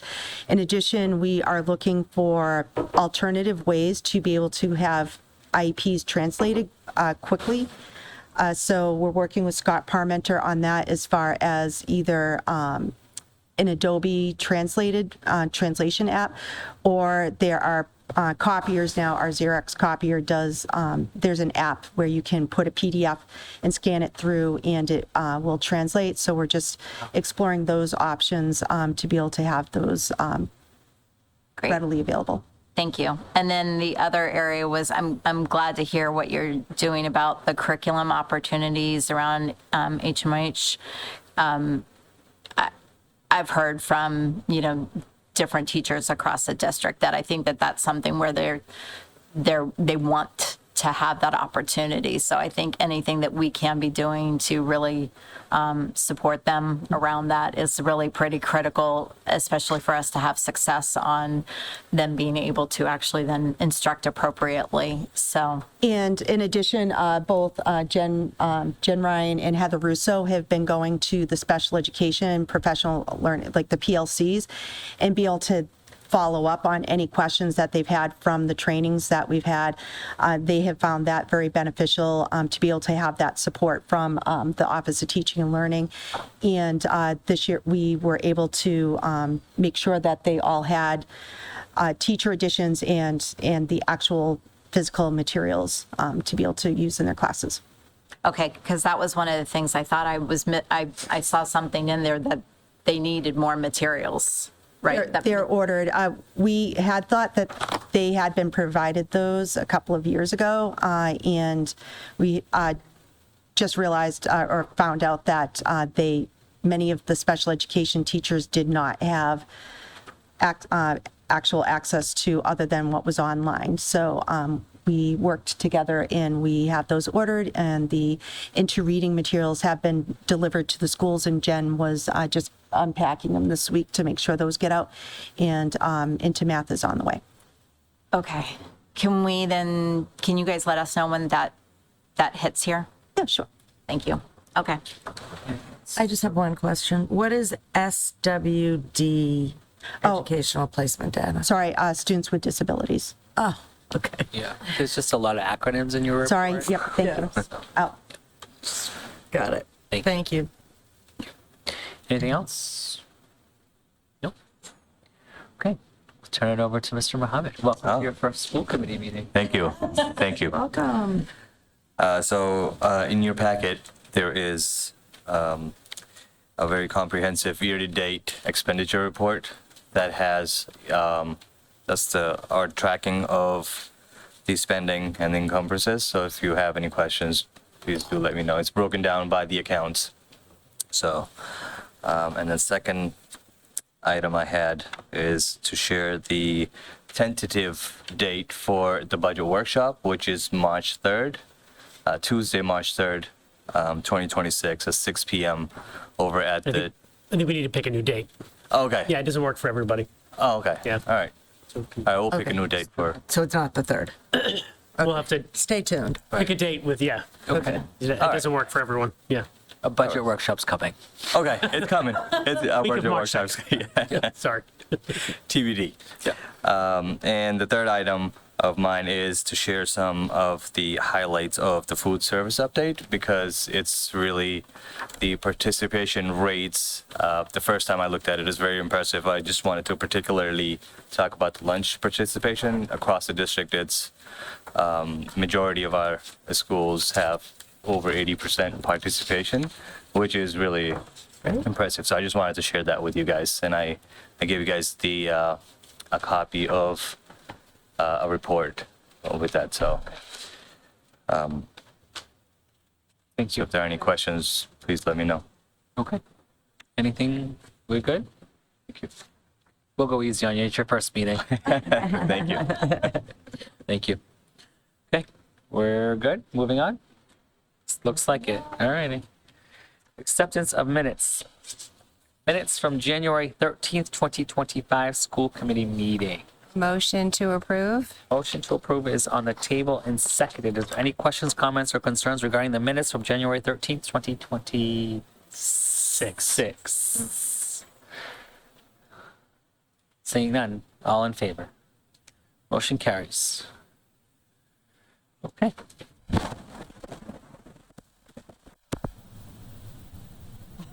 Wow. Okay. Moving on. That was your public comment. Foreshadowing and public comment. It makes me nervous. So, it's my favorite part. And of course, there's the public comment. Is there any public comment? Sir, if you have a public comment, please step up to the microphone. Please state your name and your address and make sure the green light is on.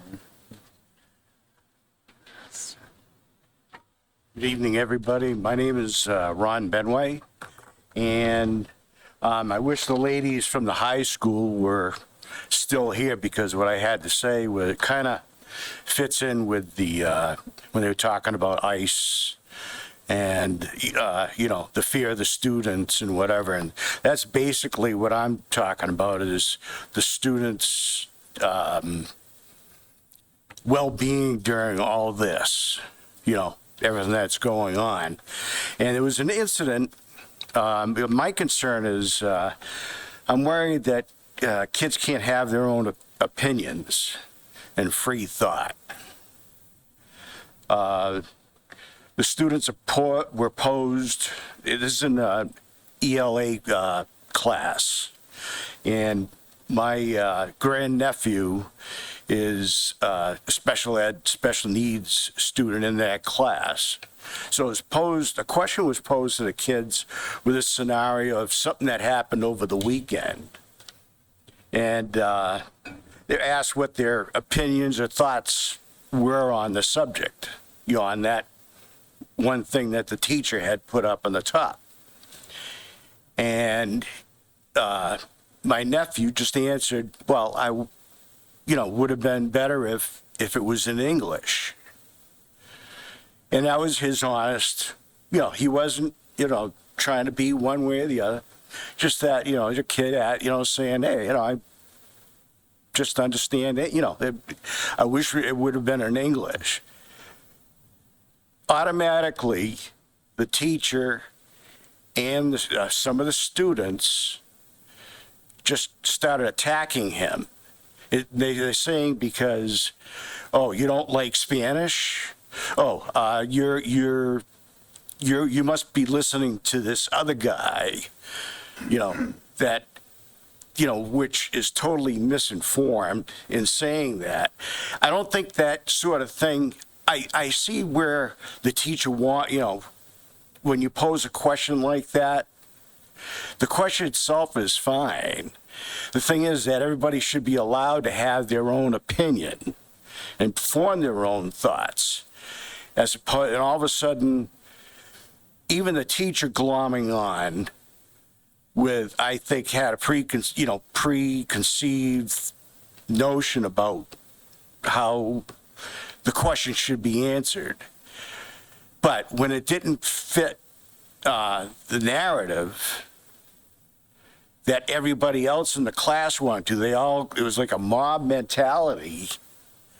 And they came down on this kid who's special needs, nicest kid in the world. He's my great-grandson. And great nephew. And he was affected by that. And he says, in the past 2 weeks, he says, even before 2 weeks before this, matter of fact, I have his email here.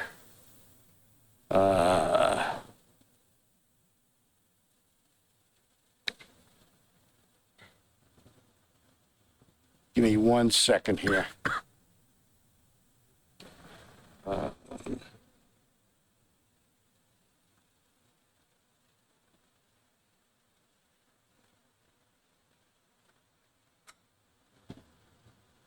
Okay. I got this in his words. This is an email he sent to us. I got attacked today because my ELA teacher put up a question and had us say what was our opinion on it. And I guess it was about the halftime show. And he's a big football fan and whatever. And he says, well, I wish it had been in English.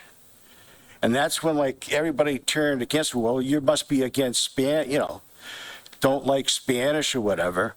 Now, the thing is, it's not just because he's special ed or anything. And even if it was on the other foot, the shoe was on the other foot, somebody else came up with a different answer. Oh, because it was, I wish it was in Spanish. And everybody glommed on. That would not be right either. The thing is the way the teacher is orchestrating or being like the commentator, not the commentator, but being the mediator. But when the teacher inserts themselves and it creates a mob mentality, that's no good either. No matter what corner you come from or whatever. And I think that really, there's a lot of special ed, special needs kids in the high school. And I think they need to not just think about what they say and approach these kids, but I think it's somewhat unprofessional to ask a question, what's your feelings on this? Then all of a sudden jump on somebody. Okay. It's not fair to anybody, but that's all I had to say.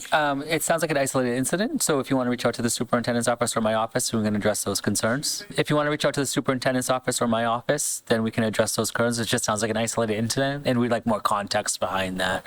Okay? Okay, thank But you I very much. appreciate your public. Thank you for your time. And Ron, can you just do me one more favor? Could you just spell your last name for us for the meeting? NYBEN. Thank you. Thank you, sir. Okay, thank you. Appreciate you showing me up tonight. Public comment. Is there any other public comment? Going once. Seeing none. Public comment. Any other public comment? Going twice. Seeing none. Last chance for public comment. Is there any public comment? We good? Yeah? You good? Okay. I feel that. Okay. So, all right, we'll move on from public comment so we can all go home. How does that sound? Yeah? Okay. Moving on. Action items and reports. Just switch to the page. All righty. Ready? Here we go. So acceptance of donations and gifts. So box tops for education for Kane's student activity for $41.50. Motion to approve. Motion to approve is seconded on the table. Any questions, comments, or concerns? Seeing none, all in favor. Motion carries. Global Companies LLC donation for high school discretionary fund for $1,000. Motion to approve. Motion to approve is on the table and seconded. Questions, comments, or concerns? Seeing none, all in favor. Motion carries. Like it's just not on the agenda. Global Companies LLC donation for high school discretionary fund for $725. To approve. Motion to approve is in seconded. Questions, comments, or concerns? Seeing none, all in favor. Motion carries. St. Mary's Church, Portsmouth, Rhode Island, donated 15 $100 gift cards to Market Basket for Marlboro families in need for $1,500. Motion to approve. Motion to approve is on the table and seconded. Questions, comments, or concerns? Seeing none, all in favor. Motion carries. Perfect. All righty.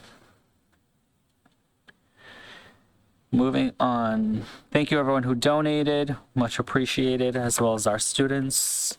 So moving on to approve substitute pay. Patty, do you want to take the lead on this, if you don't mind? Just give us a quick, I'm putting you on the spot, so if you don't, I can talk about it if you like. You stayed, you might as well talk. Might as well. And I heard it's cold in the room, so it'll give you some energy to move around. So. Okay, good evening, everybody. I'm Patty Brown. I'm the HR director for Marlboro Public Schools. So I'm proposing to the school committee that we increase our substitute teacher pay to $135 a day, and our paraeducator behavior tech substitute pay, increasing it to $110 per day. What we found with the behavior tech and para substitute pay, when we increased the number of hours from 6.5 to 7 for paras and BTs, the hourly rate for those substitutes fell below the minimum wage, and we don't want to be in that position. And for the substitute teacher pay, I did some research on area substitute pay and for other districts and our own, and listening to feedback from teachers in recent teacher meetings that we do not have enough substitutes in the Marlboro Public Schools, and the teachers really were giving their voice to the conversation and saying we do think that it's the pay. So we did look at the pay and proposing that we increase it. Perfect. Thank you. I'd like to make a motion to approve the two rates that were proposed. Okay. Motion's on the table and second. Is there any questions or comments, concerns regarding the substitute pay? Seeing none, all in favor? Motion carries. Thank you. Sorry for putting you on the spot. I appreciate it. Moving on to approve policy ILD, middle school pathway exploration policy. Thank you. So the policy that you have before you, I would normally say is for a first read. If you all would be so wonderful on consideration of a suspension of the rules so that we might be able to vote on this tonight, I would appreciate it since we didn't have that last meeting.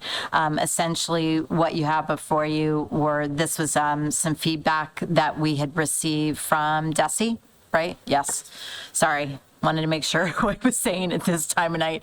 So we just needed to make a few modifications, and what you see in red and the cross-outs that you would see on page 2 was due to some comments that we received from DESE. Okay. So I'd like to make a motion to suspend the rules. Excellent. So there's a motion on the table to suspend the rules and seconded. Questions, comments, or concerns regarding this suspension? Seeing none, all in favor? Motion carries. And I'd like to make a motion to approve the policy with the amendments as noted. Okay. And motion is on the table and seconded to approve policy ILD with the amended verbiage. Questions, comments, concerns? What means? So the policy is policy ILD. It's the middle school pathway exploration policy. So this is all about basically options of study that the students have. So you would have an option of continuing at MHS, for instance, or there would be other options. No. So the question that was raised by the audience was the pathway exploration and what it actually meant. So just people at home can't hear you, so that's why. So, but we should be good now with the clarification. So motion's on the table and seconded. And any further discussion regarding policy ILD? Can I just ask, so you got the guidance? Did you get the guidance from, so was this part of the lottery, the new lottery ruling includes? Yes, exactly. So we submitted our middle school pathway exploration policy back, I think, in October, November, sometime in that time frame. And then the Department of Education provided feedback to each district. We followed the odd thing is we followed their recommendations. We used their model language. Then they gave us feedback on their model language. Yeah. So it was just a typical like Department of Ed thing. So it's just clarification on. It's just dumb. Their language. Okay. Yeah. Okay. Thank you. All right. Any other further discussion? Seeing none, all in favor? Motion carries. Thank you so much. Everyone. Okay. Moving on to the approve the school year 26-27 calendar. Motion to approve with that one edit. Yes. November Motion is on the table 3rd. and seconded for the amended new school calendar for the 26-27 school year, indicating that November 2nd is a school day and November 3rd is a PD election day, no school student day.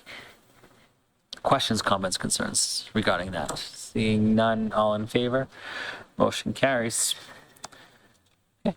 School will be in session for the next year. Hallelujah.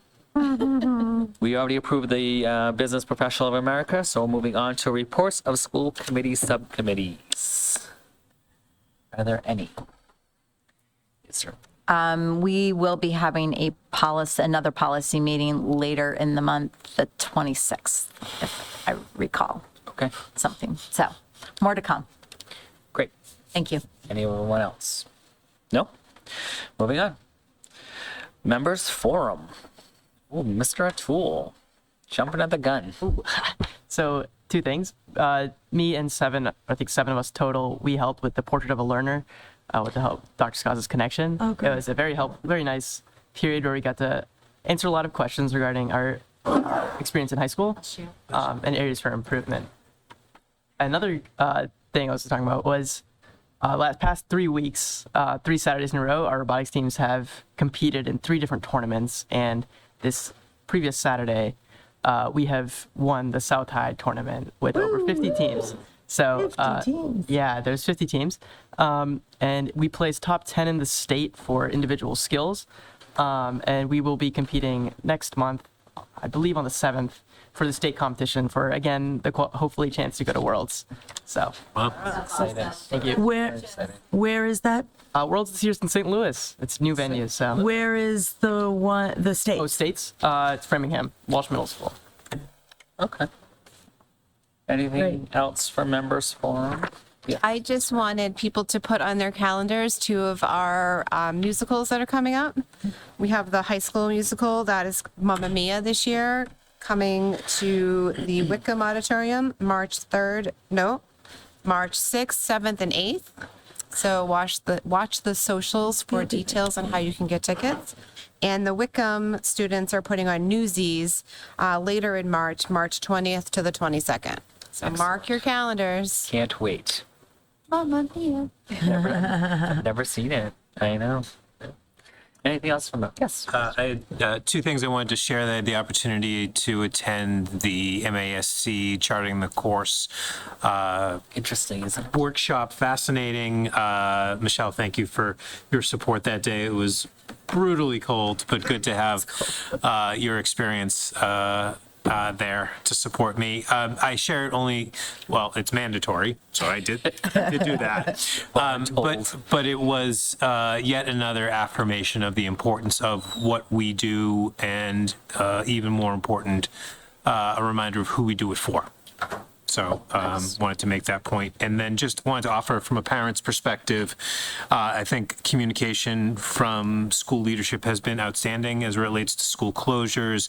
And I wanted to evolve that comment a bit more tonight because I was very impressed with the communications that are developed around podcasts with Mr. Lima and the students. It's great to see we are dynamic in responding to the kinds of things that our students are interested in. For better or for worse, I understand there's a number of things that we are navigating that is our new reality, and it's great to see that there is equally high levels of commitment to that communication as well. So thank you. Thank you. Well said. Yes. First, is today the 100th day of school? Yeah, I think it's today, right? Yeah.